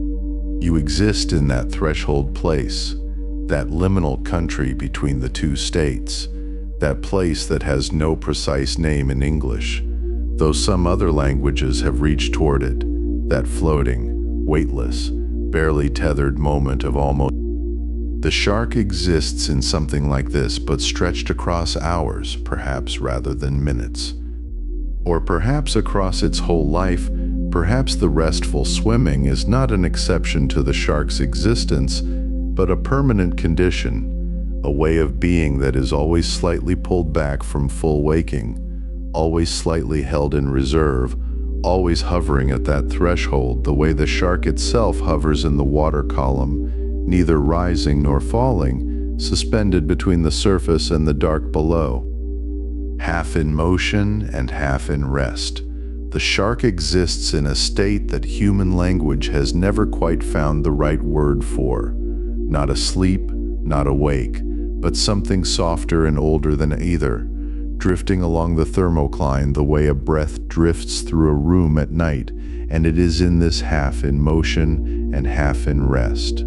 The shark exists in a state that human language has never quite found the right word for, not asleep, not awake, but something softer and older than either, drifting along the thermocline the way a breath drifts through a room at night. And it is in this same quiet, unhurried register that the oldest stories of the ocean are written, not in the language of storms or hunts or sudden violence, but in the language of waiting, of patience, of the slow and tender unfolding of new life in the deep. There is perhaps no chapter in the life of a shark more intimate than this one, more hushed, more worthy of being told in a low voice, the way grandmothers once told stories near fires, leaning close, letting the words fall soft as ash. Because what happens when sharks bring new life into the world is not dramatic in the way we have come to expect from the sea. It is not spectacular in the way of crashing waves or breaching whales or bioluminescent blooms flaring gold in the dark water. It is instead something quieter, something that asks you to lean closer, to still yourself, to breathe a little more slowly and pay attention to the kind of miracle that does not announce itself. Sharks as a group do not reproduce in a single way. This alone tells you something about how long they have been here, how many different arrangements with time and water and survival they have explored and refined across hundreds of millions of years. Where most animals settle into one strategy for bringing young into the world, sharks have developed three, each one a different answer to the same ancient question. How do we make more of ourselves, and how do we make sure what we make survives? The first method is called oviparity, and it is perhaps the gentlest sounding of the three. The word itself, like something that belongs in a library whispered between dusty pages. Oviparous sharks lay eggs. But not eggs the way you might picture them, not pale and fragile and held together by the thinnest membrane of shell. Shark eggs are something altogether more remarkable, more suited to the ocean's indifference and its beauty in equal measure. They come encased in what sailors and beachcombers have long called mermaids' purses, Small, tough, leathery pouches with long tendrils curling from each corner like the fingers of a sleeping hand, reaching out and grasping onto whatever they can find, a strand of kelp, a rocky outcropping, the slow architecture of the seafloor. These cases are built to hold on. They are designed by time itself to be resilient, to flex without breaking, to keep the delicate thing inside safe while the sea does what the sea does, which is move and push and test everything it touches. Inside a mermaid's purse, sheltered from the cold and the pressure and the long patience of the deep, a shark pup develops in a kind of solitude that seems almost philosophical. The case is not completely sealed.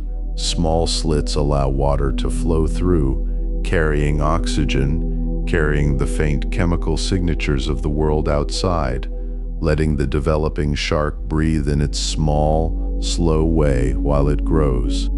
It is a private world, a world the size of a hand, rocking at the end of its tether in water that filters green or blue, or the deep gray-black of the abyss depending on where it has come to rest. Weeks pass. Months pass. The pup grows. The yolk inside the case slowly diminishes, absorbed and transformed into a small body with fins and teeth already forming, eyes already shaped to see in the particular darkness of the sea. The second method sharks use is viviparity, live birth, the way mammals do it, the way human beings do it, though the word makes it sound more clinical than it feels when you imagine it happening somewhere in the mild depths of a warm ocean current.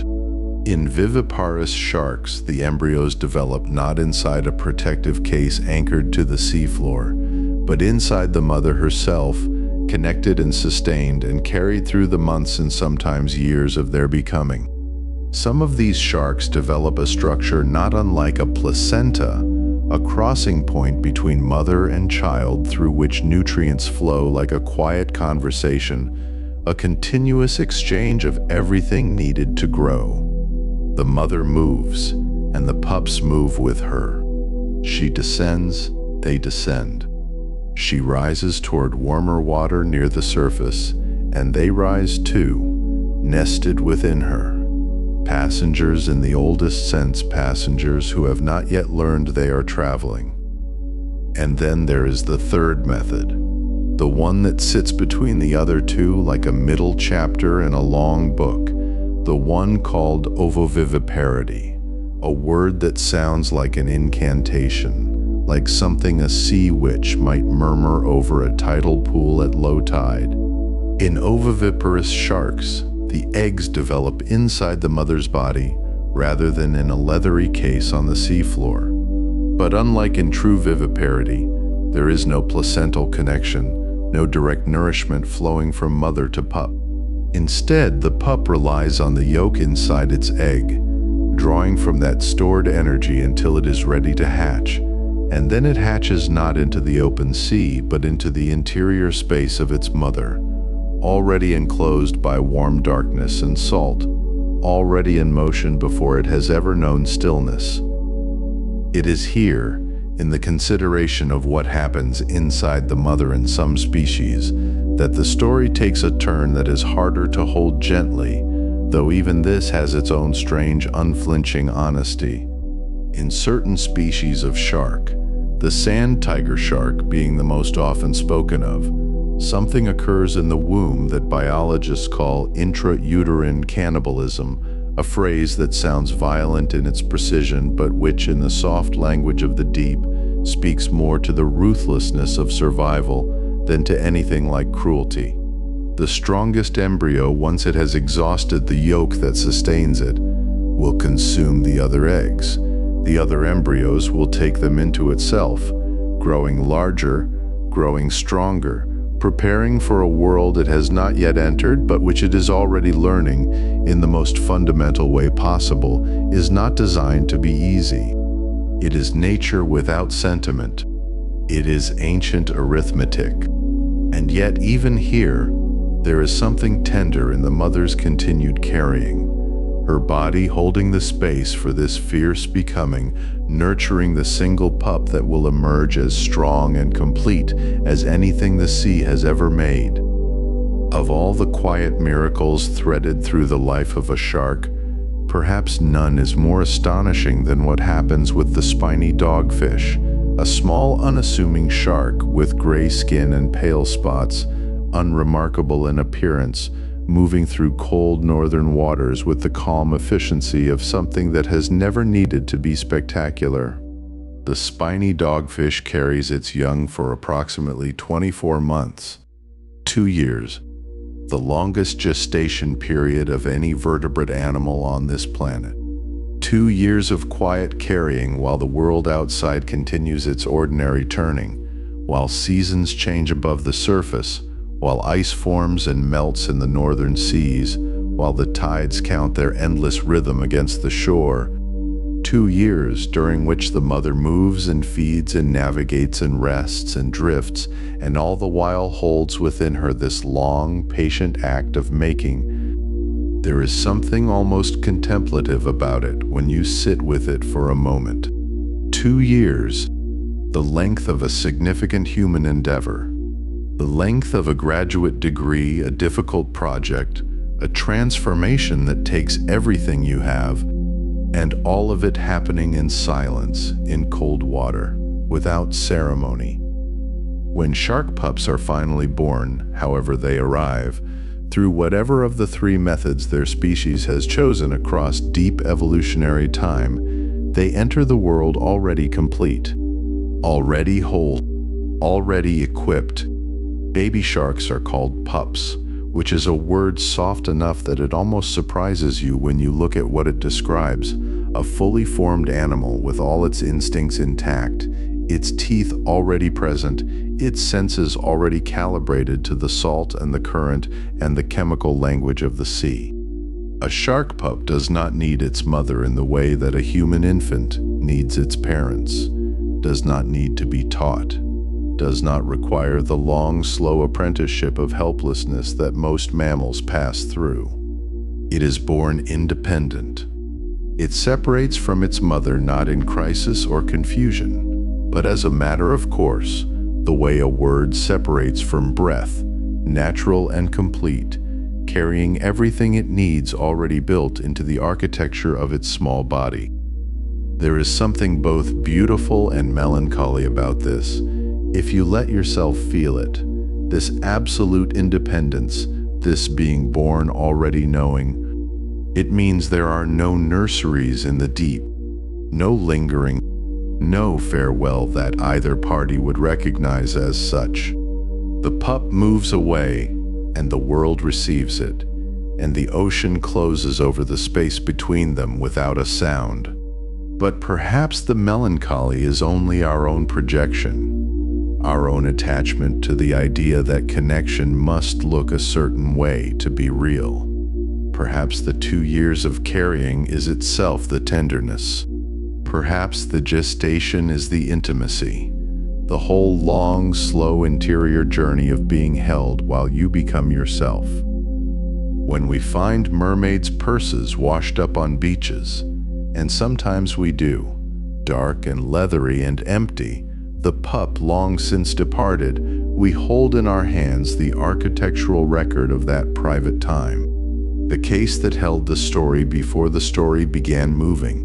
Sometimes they are still occupied, still rocking out there in the green-lit shallows, still anchored to their fronds of kelp or their patient rocks, still doing the quiet work of protecting what has not yet arrived. If you were to look closely at such a case, held up against the light, and there are shallow enough places where the sun reaches down and illuminates them like small lanterns, you might see movement inside, the slow sleeping turn of something not yet ready, something that knows without knowing that time is the only thing being asked of it right now. Just time and stillness, and the sea moving around it like a lullaby. Sharks have been doing this, all 3 of these methods, in their variations and their patience for longer than we can easily hold in our minds. long before there were hands to find mermaids' purses on shorelines and wonder at them, long before there were shores as we know them, long before the continents settled into the shapes we have named and mapped and memorized. The sharks were already here, already carrying their pups or anchoring their cases to the old seafloor, already practicing this long, unhurried art of making more sharks and sending them out into the current-pulled dark. It is one of the longest-running acts in the history of life on this planet, and it continues right now, tonight, in water you will never see, in depths where the light does not reach, with a consistency and a quietness that asks nothing of you and yet offers, if you are still enough to receive it, something like peace. Somewhere out there, in water cold enough to make the edges of things precise, a mermaid's purse rocking gently in the slow tide, anchored to a frond of kelp in water the color of green glass, and inside it, curled in patient darkness, a small shark breathed the sea through its unformed gills and waited with a stillness that seemed to know something about the weight of the whole sea above it. And perhaps it did. Perhaps there is a kind of knowing that lives not in the brain but in the body, in the cells, in the slow electrical pulse that even now, before the eyes have fully formed, is already reading the water, already sensing the shape of a world it has not yet entered. The ocean was there before the shark, and the shark was there before almost everything else we might think to name, and the waiting inside that small dark case was not an absence of life, but a rehearsal for the most ancient role the sea has ever asked anything to play. Let that image drift with you now. Let it settle like silt. Because when that small shark finally emerges, when the mermaid's purse opens like a hand releasing something it has held too tightly, what enters the water is not simply an animal. What enters the water is a kind of architecture, a living structure around which other things will orient themselves. A presence so old and so necessary that the ocean, in some deep wordless way, has been arranged around it the way a forest arranges itself around light. Think of the ocean as a forest. Let yourself imagine it that way, lying here in the dark, the ceiling above you as distant and quiet as a canopy. In a forest, you would not remove the oldest tree, the one whose roots have threaded through every layer of soil, whose fallen leaves have fed the fungi that have fed the roots of every smaller plant, whose canopy has shaped the quality of light that determines what grows and where. You would not remove that tree and expect the forest to continue as it was. You would not expect the deer to keep the same paths, or the moss to keep its moisture, or the smaller birds to keep their nesting places, or the creek to keep its banks. The tree was holding something together that had no single name, something distributed across every living thing in the grove. The shark is that tree. It is the apex. Yes, that word we use to mean the top of a structure, the point from which everything else is measured downward. Sharks are apex predators, which means they sit at the summit of the food web, eating without being eaten, regulating without being regulated from above. But apex does not quite capture the softness of what this means, the gentleness of the pressure they exert. It is not domination. It is more like the way a tuning fork holds a room in tune. You do not hear it working. You simply notice that everything sounds right. A shark in a healthy reef moves through the water, and the fish around it move in a way that is different from how they would move without it. The grouper does not linger too long over the smaller reef fish. The snapper does not graze the same patch of coral twice in a day. The whole community of creatures adjusts its behavior, its timing, its geography, in response to a presence that may be seen only occasionally, may be felt only as a shadow or a pressure change or a shift in the quality of the water. This is what ecologists call the landscape of fear, but that phrase sounds harsher than the reality, which is closer to something like awareness, a heightened attention that keeps the reef in motion, that prevents any one creature from settling too heavily on any one place. And when that presence is removed, the motion changes. Scientists have a name for what happens when an apex predator disappears.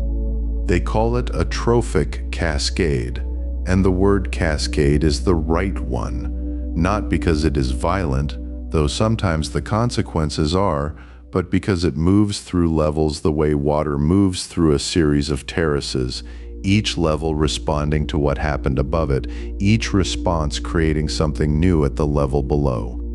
The removal of sharks from an ecosystem does not simply leave a gap where the shark was. It sends a signal downward through every tier of life, and that signal changes everything it touches. Here is one such cascade, and you can let it unfold in your mind like a slow tide. In some parts of the Atlantic coast, sharks once kept populations of rays and skates in careful balance. The rays were there, numerous and graceful, their wings moving through the water like thought, their mouths working along the seafloor. But they were not too numerous. They were held at a number the ecosystem could sustain, in the same way that a forest holds its deer at a number the understory can sustain by the simple presence of something that eats them. When the sharks disappeared, taken by overfishing, taken by the long lines in the nets, and the fins sliced away, and the bodies returned to the sea without ceremony, the rays multiplied. Their numbers rose in the way that water rises when you remove the drain. They spread across the shallow bays and estuaries, their flat bodies gliding over the shellfish beds, their mouths pressing into the sediment, pulling out the bay scallops, the clams, the oysters, consuming at a rate the beds could not recover from. And so the shellfish decline, not because anyone had touched the shellfish, not because the beds had been directly disturbed, but because something several steps away in the web had shifted, and the shift moved through the web like a wave through water, and by the time it reached the shellfish beds, it had become something large enough to collapse an entire fishery. Trophic cascade. The tree falls and everything changes, and nothing that changed was ever touching the tree. The coral reefs tell a similar story, and it is one you can hold like a smooth stone in your palm. Sharks regulate the fish that graze on the algae, that competes with coral for space on the reef. When sharks are present, the fish are regulated, the algae is grazed at the right rate, and the coral has room to breathe, to grow, to release its larvae into the water and begin again. But when sharks are removed, the fish that eat other fish, the herbivore controlling predators, increase, and the herbivores decrease, and the algae blooms green and thick and smothering over the coral that has been building its calcium towers in the same places for thousands of years. The reef, which was a city of light and color and improbable complexity, becomes something quieter and simpler and far less alive. This is what scientists mean when they say that healthy shark populations are considered an indicator of a healthy ocean overall. Not a symbol of health, an indicator, a measurement, a signal. The ocean sends us the way a body sends signals. When the shark is there, in the right numbers, in the right places, something is working. The web is holding. The cascades are not falling. When the shark is gone, the signal changes, and the ocean is telling us something we would do well to hear before the telling becomes too quiet to make out. Lie still now and imagine you could hear that signal. Imagine you were very small, drifting somewhere warm and blue above a reef, and you could feel the whole network of the ocean around you, the way you might feel the warmth of a blanket, present on every surface, containing you gently. Every creature you floated past would be doing something that mattered to something else. The parrotfish scraping the coral would be making sand for the beach you might one day walk on. The sea turtle passing below you would be carrying nutrients from the deep to the shallows.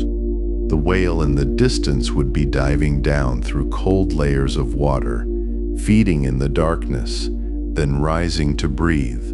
And as it rose, it would be bringing with it something precious, nutrients, nitrogen and iron, lifted from the deep in what scientists call a whale pump, a kind of biological elevator that feeds the surface and makes the phytoplankton bloom. And the shark does something similar, in its own way, in its own quieter register. Some sharks feed at depth, descending into colder, darker water to find their prey, then returning to the sunlit surface layers to digest. And as they digest, they release nutrients, nitrogen, phosphorus, the basic currencies of life, into waters that might otherwise be nutrient poor.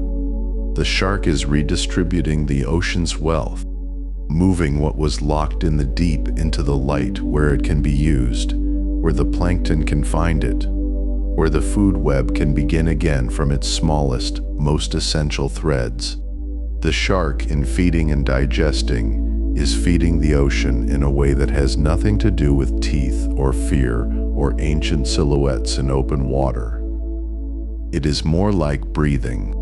It is more like the way a tree exhales oxygen into the forest air, and every lung in the forest fills with something it did not make for itself.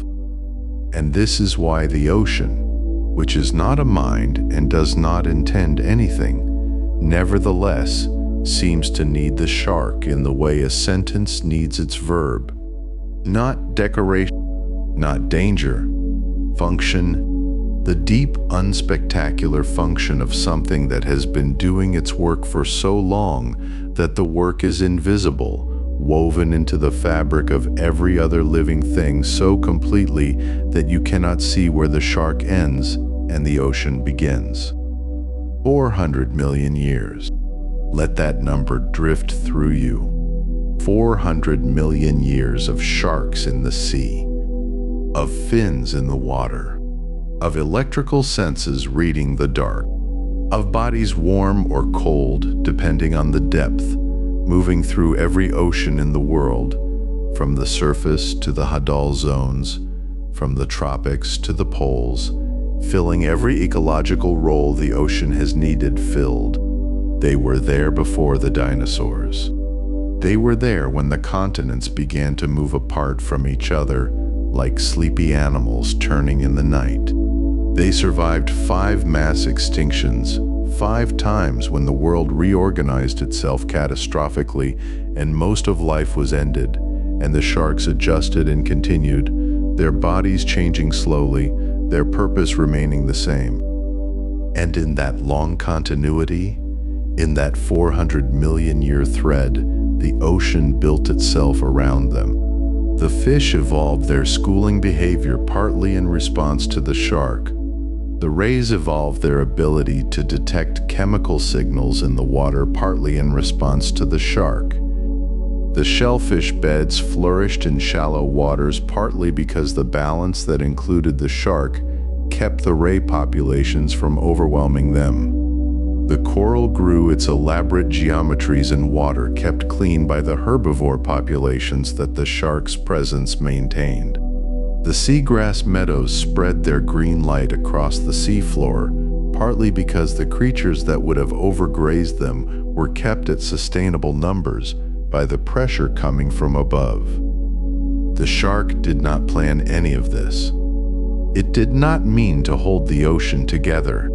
It simply ate and moved and existed in its particular ancient way, and the ocean responded by becoming richer, more complex, more various, more able to sustain the improbable variety of life that we now look at through glass-bottomed boats and dive masks and underwater cameras and find so endlessly beautiful that we cannot quite believe it is real. It is real, and it is connected in ways that extend much further than we can follow in a single thought or a single night of lying still and listening. The connection goes downward through the sediment and upward through the water column and outward through the currents to every coast and every fishing community and every plate of seafood and every glass of air we breathe. Because the ocean makes more than half of the oxygen in the atmosphere, and the ocean that makes that oxygen most efficiently is the ocean that is healthy, and the ocean that is healthy is the one where the web is intact, where the cascades are not falling, where the apex of the structure is in place, and the tuning fork is ringing, and everything is oriented around the presence of something that has always been there. Let the reef breathe. Let the seagrass sway. Let the rays move in their graceful numbers, held at their graceful numbers, in the shallows where the water is the color of pale jade and the light falls through in ribbons. Let the sharks move in the middle distance, unhurried, purposeful, their bodies reading the water the way you might read a room when you enter it. Everything noted, everything weighted, the whole scene held in a kind of attention that never fully rests. The ocean is full of leaning, everything leaning on something else. The plankton leaning on the nutrients the whale and the shark have brought up from below. The coral leaning on the clarity that the shark's regulation of grazers has maintained. The seagrass leaning on the balance that keeps it from being eaten into bare sand. The reef fish leaning on the coral. The larger fish leaning on the smaller fish. The shark leaning on all of it, being leaned on by all of it. The pressure running in every direction at once, holding the whole living structure in a kind of mutual embrace that has no beginning and no end, only continuation. Each creature leaning gently on the next like a canopy of leaves that never quite touches, but always keeps the rain from falling too hard. And the shark at the center of this living web holds a thread that, if pulled, unravels something too intricate and beautiful for any single mind to fully hold, something that stretches from each creature leaning gently on the next like a canopy of leaves that never quite touches but always keeps the rain from falling too hard. And the shark at the center of this living web holds a thread that, if pulled, unravels something too intricate and beautiful for any single mind to fully hold, something that stretches from the surface of the known world all the way down into the deep places where light has never once arrived, where pressure builds like a held breath, where the cold is not a temperature but a kind of silence, and where the oldest living stories still swim slowly through the dark. Come down now. Come down gently, the way a stone released from a small hand drifts to the bottom of a still pond, spinning once or twice in the current before finding the soft place where it will rest. Come down into the deep ocean, into the part of the world that never sees the sun, that never hears the wind, that knows nothing of seasons except in the most patient, geological sense. This is not a frightening place, though it might seem so from above. It is, in its own way, the most peaceful place on earth.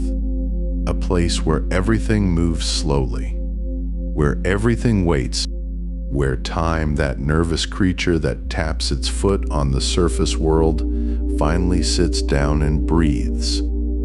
There are sharks here. There have always been sharks here. Long before the first human voice said a word into the dark, long before fire was carried into a cave to keep the night at bay, there were sharks moving through these cold and lightless corridors, finning through water so dense and so still that they left ripples which no one would ever see. They are still here. They have always been here.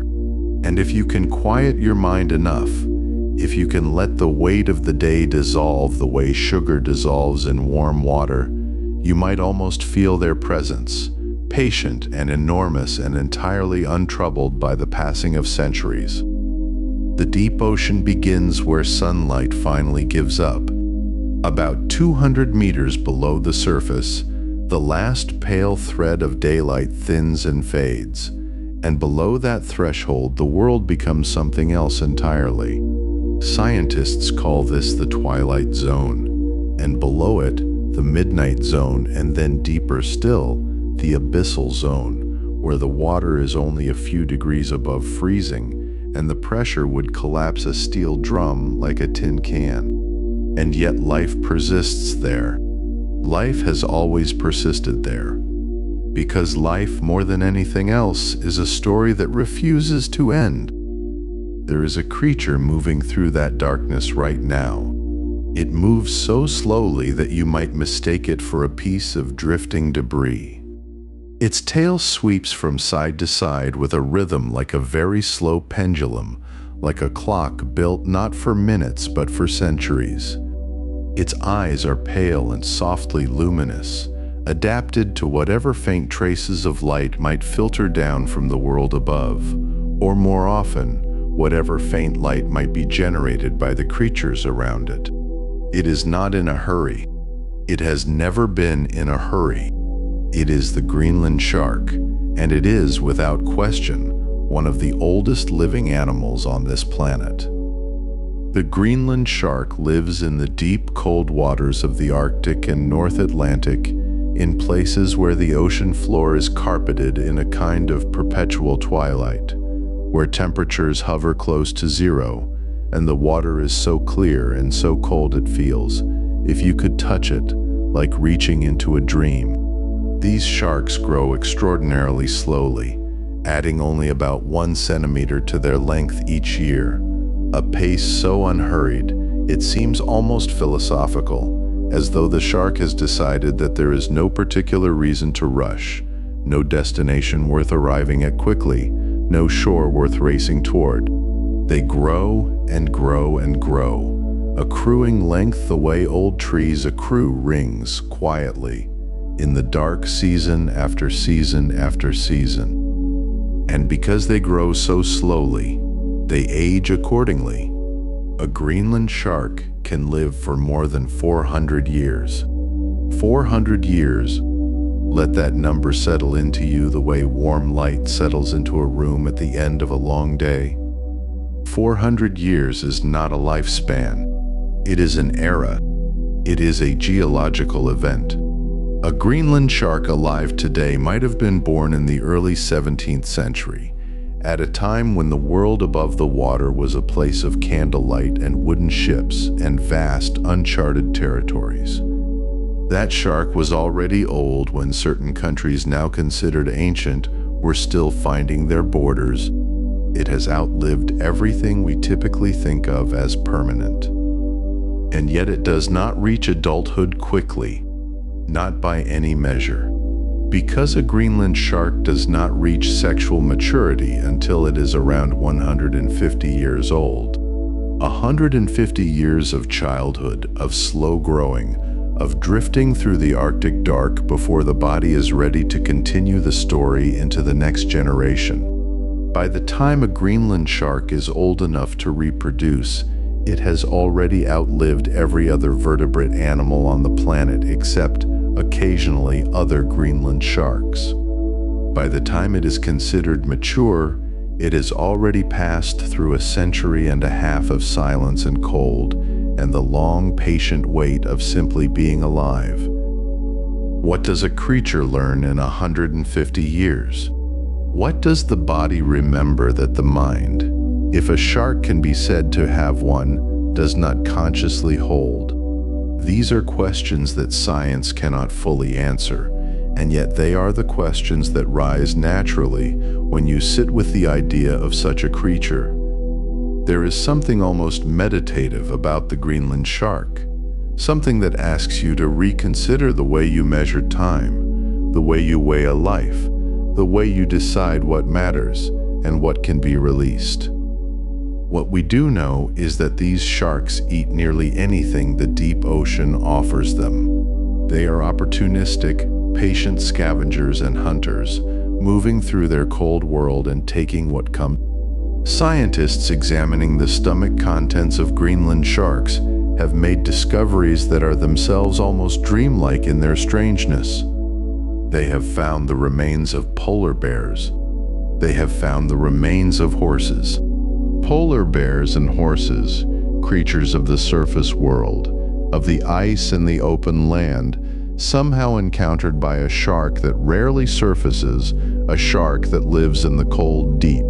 The presence of these remains tells us something about the immense span of a Greenland shark's life, about the sheer number of opportunities that 4 centuries of swimming can provide, about the strange and slow accumulation of a life lived at the very edge of the knowable. Perhaps these animals were found already deceased, drifting at the surface of the Arctic water, and the shark simply rose slowly, as it does everything, to investigate.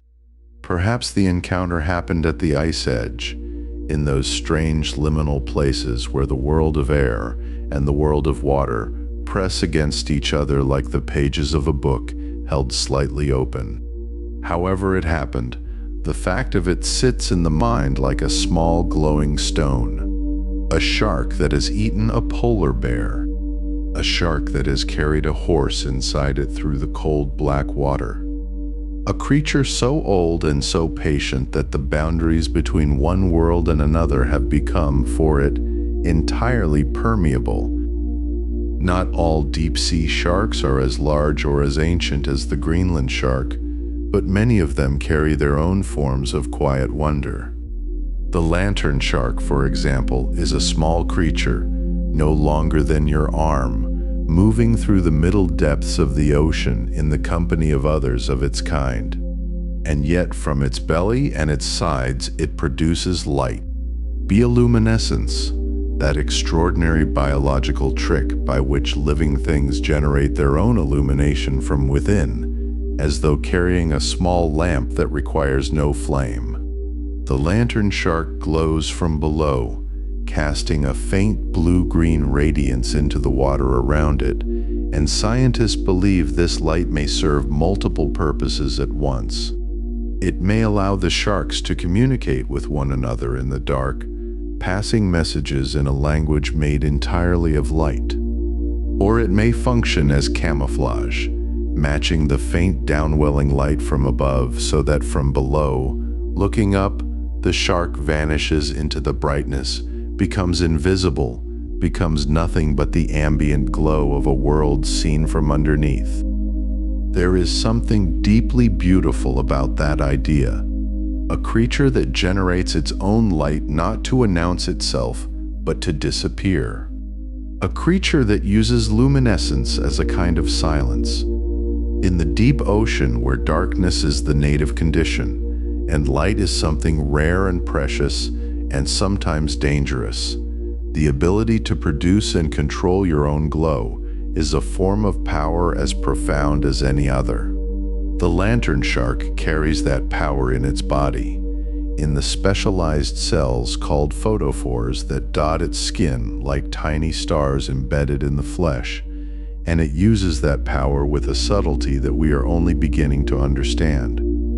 And then there is the frilled shark, which science calls a living fossil, though the phrase does not quite capture what it actually is.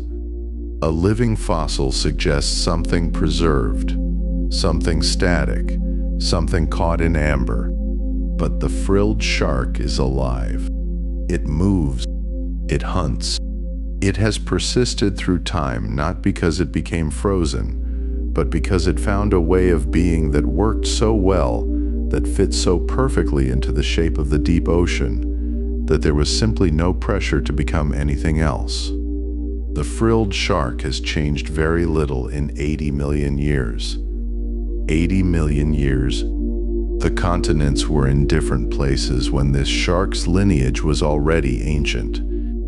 The dinosaurs were still walking the earth. And yet here is this creature, still threading itself through the deep water, still wearing the same long, sinuous body, still carrying in its extraordinary mouth those 300 trident-shaped teeth arranged in rows like the tines of a comb, each tooth branching into 3 sharp points, the whole arrangement designed not for tearing but for trapping, for ensuring that whatever enters the jaws of a frilled shark does not easily leave. Looking at a frilled shark is like looking through a window into the deep past, and yet it is also simply looking at a creature that is alive right now, at this moment, in the cold water, going about the business of its life with the same unhurried purpose it has maintained for longer than mammals have existed. There is something humbling about that, something that loosens the grip of whatever urgency we carry. If a creature can persist for 80 million years by simply being exactly what it is, then perhaps the need to be always changing, always improving, always becoming something other than what we are, is not as absolute as it sometimes feels. The deep ocean holds these creatures the way sleep holds a dream, gently, without judgment, without any particular desire to explain. The deep water simply is, and the sharks within it simply are, and together they form a world that has been turning slowly in the dark for longer than we have had words to describe it. Scientists are still learning its dimensions. Every deep-sea expedition brings back images and data and specimens that revise the maps we thought we had drawn. There are species down there that have never been cataloged. There are behaviors that have never been observed. There are encounters happening right now in the cold dark between creatures we do not yet have names for, in places our instruments have not yet reached. It is a good thing, I think, to know that there are still mysteries, that there are still places on this planet where the unknown is not a void to be filled, but a depth to be respected. The deep ocean, with its ancient sharks and its bioluminescent lanterns and its living fossils, is one of those places. It asks only that we approach it with the same quality that its inhabitants have cultivated over millions of years. Patience, quietness, a willingness to move slowly through the dark without demanding that the dark become light before we are ready. Somewhere below us right now, far below the surface of the nearest sea, a Greenland shark is moving through water so cold and so black that light itself seems to slow down and reconsider. The Greenland shark carries 4 centuries of memory in its unhurried body, older than most nations, older than most languages still spoken on land, having passed through winters that humans only know from moving through water so cold and so black that light itself seems to slow down and reconsider. The Greenland shark carries 4 centuries of memory in its unhurried body, older than most nations, older than most languages still spoken on land, having passed through winters that humans only know from the faded ink of old records and the rings of ancient trees, having breathed through the same slow gills during the reign of kings whose names we now recite only in schoolrooms, having turned, perhaps, in the same unhurried arc beneath the ice, while somewhere on the surface of a distant continent, a person first pressed a metal key and heard the first mechanical letter strike the first page of a printed book. The Greenland shark does not know any of this, of course. It only knows the cold and the dark and the slow pull of its own magnificent patience. And somehow, knowing that such a creature exists, that such patience is possible, that such depth is real and present, and breathing beneath the ice right now as you lie still and let your own breath slow, feels like a kind of gift that the ocean has been keeping for us, waiting for the moment we were quiet enough to receive it. There is so much the ocean has been keeping, so much that swims and drifts and pulses in the blue distances that most of us will never see with our own eyes, and yet which exists, fully and completely, in the same world where we exist.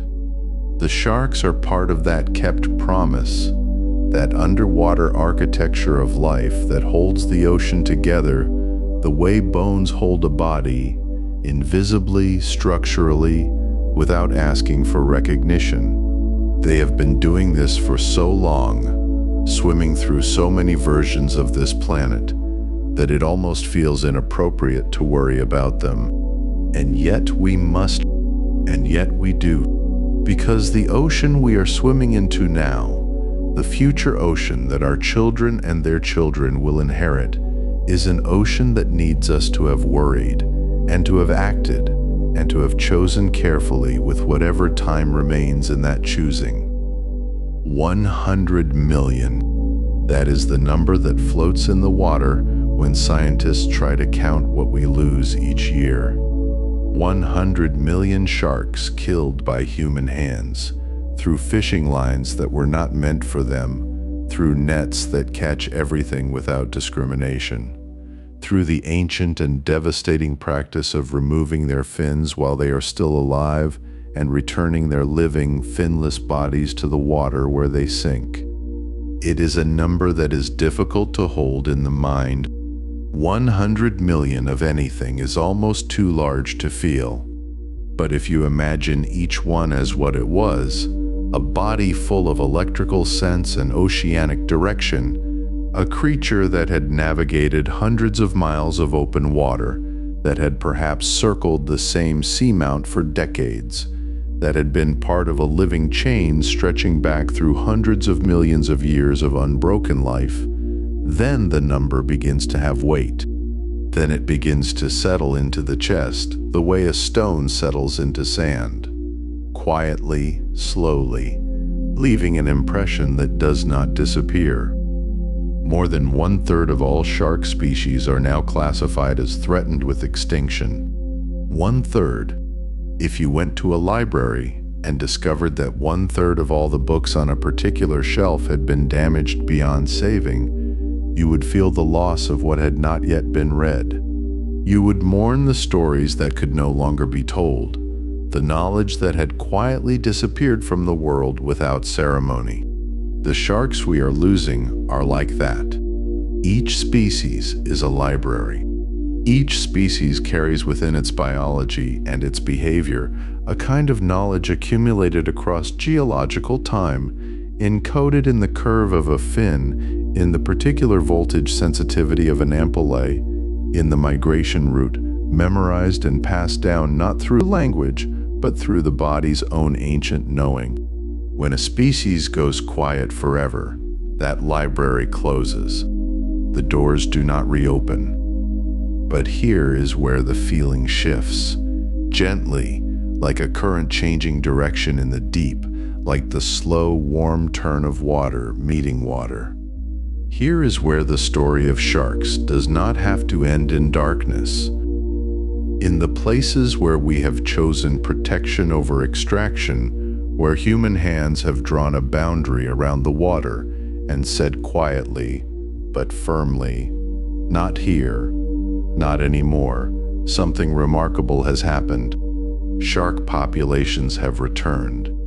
Not after centuries. Not after the kind of geological time that we would need to wait for evolution to solve the problem. Within years, within just a few short years of a marine protected area being established, of fishing being restricted or removed entirely, the sharks come back. The reef sharks drift back to their coral territories. The hammerheads reform their schools. The numbers climb tentatively at first, and then with growing confidence, the way a fire catches slowly and then suddenly, warmly spreads. Scientists measuring these recoveries have found measurable, documented, peer-reviewed evidence that the ocean wants to heal. That it is, in fact, trying to heal constantly, at every moment, restrained only by the pressure we continue to place upon it. Remove that pressure, even partially, even imperfectly, and the ocean moves toward wholeness, like water moves toward level, like breath moves toward calm. There are places in this world where entire national waters have been declared shark sanctuaries. The Bahamas, Palau, Countries that looked at the deep blue acres stretching to their horizons and made a choice that will echo through the generations of every creature that swims those waters. In Palau, where the coral draws colors that seem almost invented, where the ocean is so clear in certain lights that a boat appears to float above nothing at all, sharks move through protected space now with something that feels from the outside like ease, like belonging. Palau declared its sanctuary in 2009, one of the first nations in the world to do so, and the decision rippled outward, inspiring other nations, other conversations, other boundaries drawn around other waters. The Bahamas followed. Others have followed since. And each new sanctuary is another room in a house that the ocean is slowly, carefully being allowed to rebuild. The scientists who have dedicated their lives to understanding sharks are doing something quietly extraordinary in this same time. They are learning to listen to the ocean in new ways, with new tools that would have seemed almost fictional to the researchers of a generation ago. Satellite tags now ride on the dorsal fins of great whites and whale sharks and tigers, transmitting location data through the skin of the sea to instruments above, drawing lines across maps that trace journeys of thousands of miles.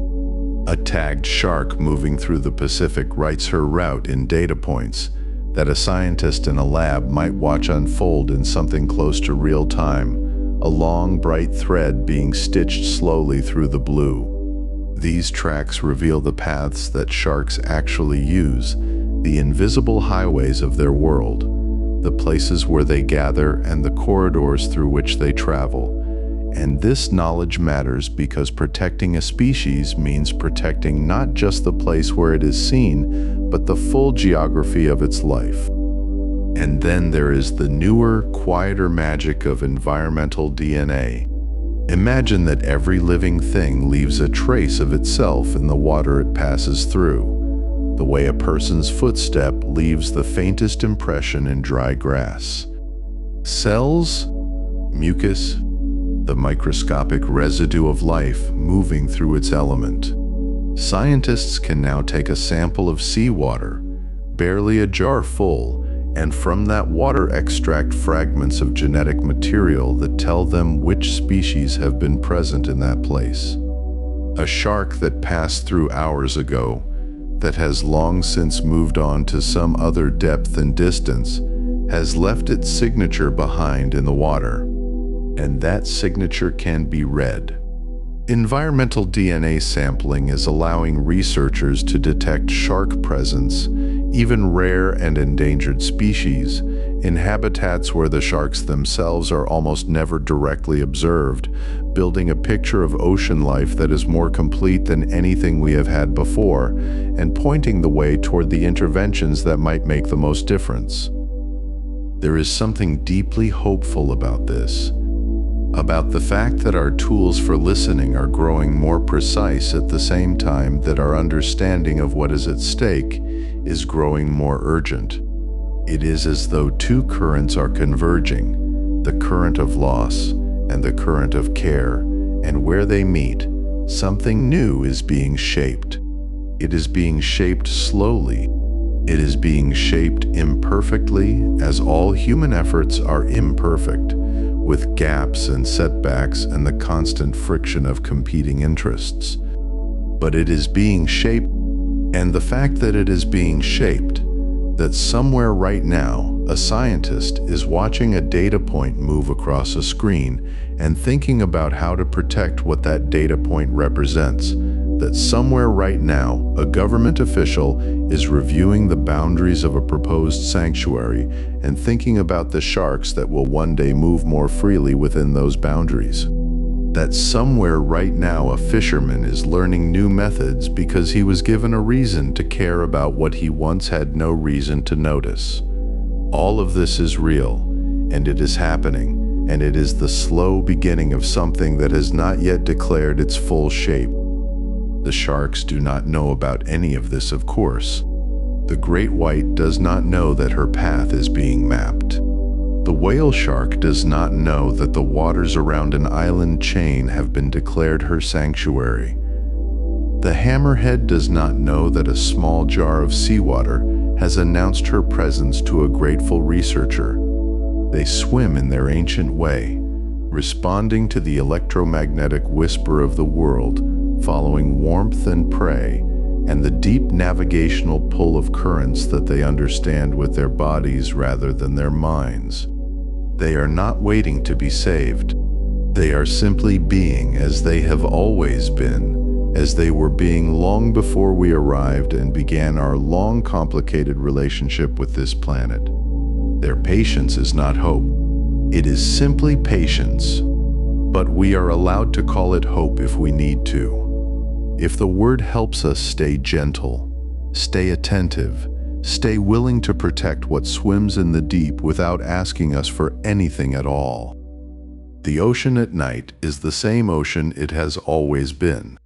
Beneath the surface, where the last light from above has finally given up and turned back, the water holds its creatures in total darkness, and they move as they have always moved, following the logic of a world that does not require human participation to be magnificent. A blue shark turns somewhere in the Atlantic, feeling the slight differential of temperature against her lateral line. A nurse shark rests on a sandy Caribbean floor, her spotted body almost invisible against the pale sediment, her breathing slow and rhythmic as a sleeping child's. A deep-sea dogfish hangs in the black middle water of the Pacific, sensing something moving several body lengths below, considering, patient.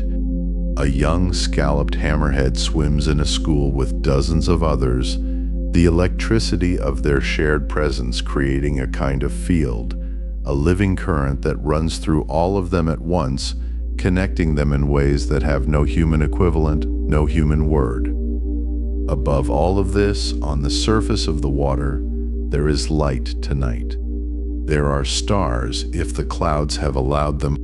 There is perhaps the distant glow of a shore, or the slow arc of a passing ship. And somewhere on that surface, or near it, a human mind is drifting towards sleep, carrying within it the residue of everything it has ever learned and felt and wondered about, including this, the long story of the sharks, the ancient and continuing story of creatures who knew this planet before us and who, with whatever grace we can manage to offer, may know it long after. The water below keeps its creatures, and the night above keeps its stars, and somewhere between them, in the soft and breathing space where wonder lives without asking to be explained, a small fish turns in a dark current, feeling the whole ocean around it as one long, continuous, unhurried dream. And so our gentle dive beneath the waves comes softly to a close, carrying with it the quiet wonder of ancient fins moving through moonlit waters. The sharks glide on now, unhurried and serene, as you too may let yourself drift. If wakefulness still finds you, the next chapter waits whenever you are ready. But for now, let your breath slow like the deep ocean current. Sweet dreams, dear one.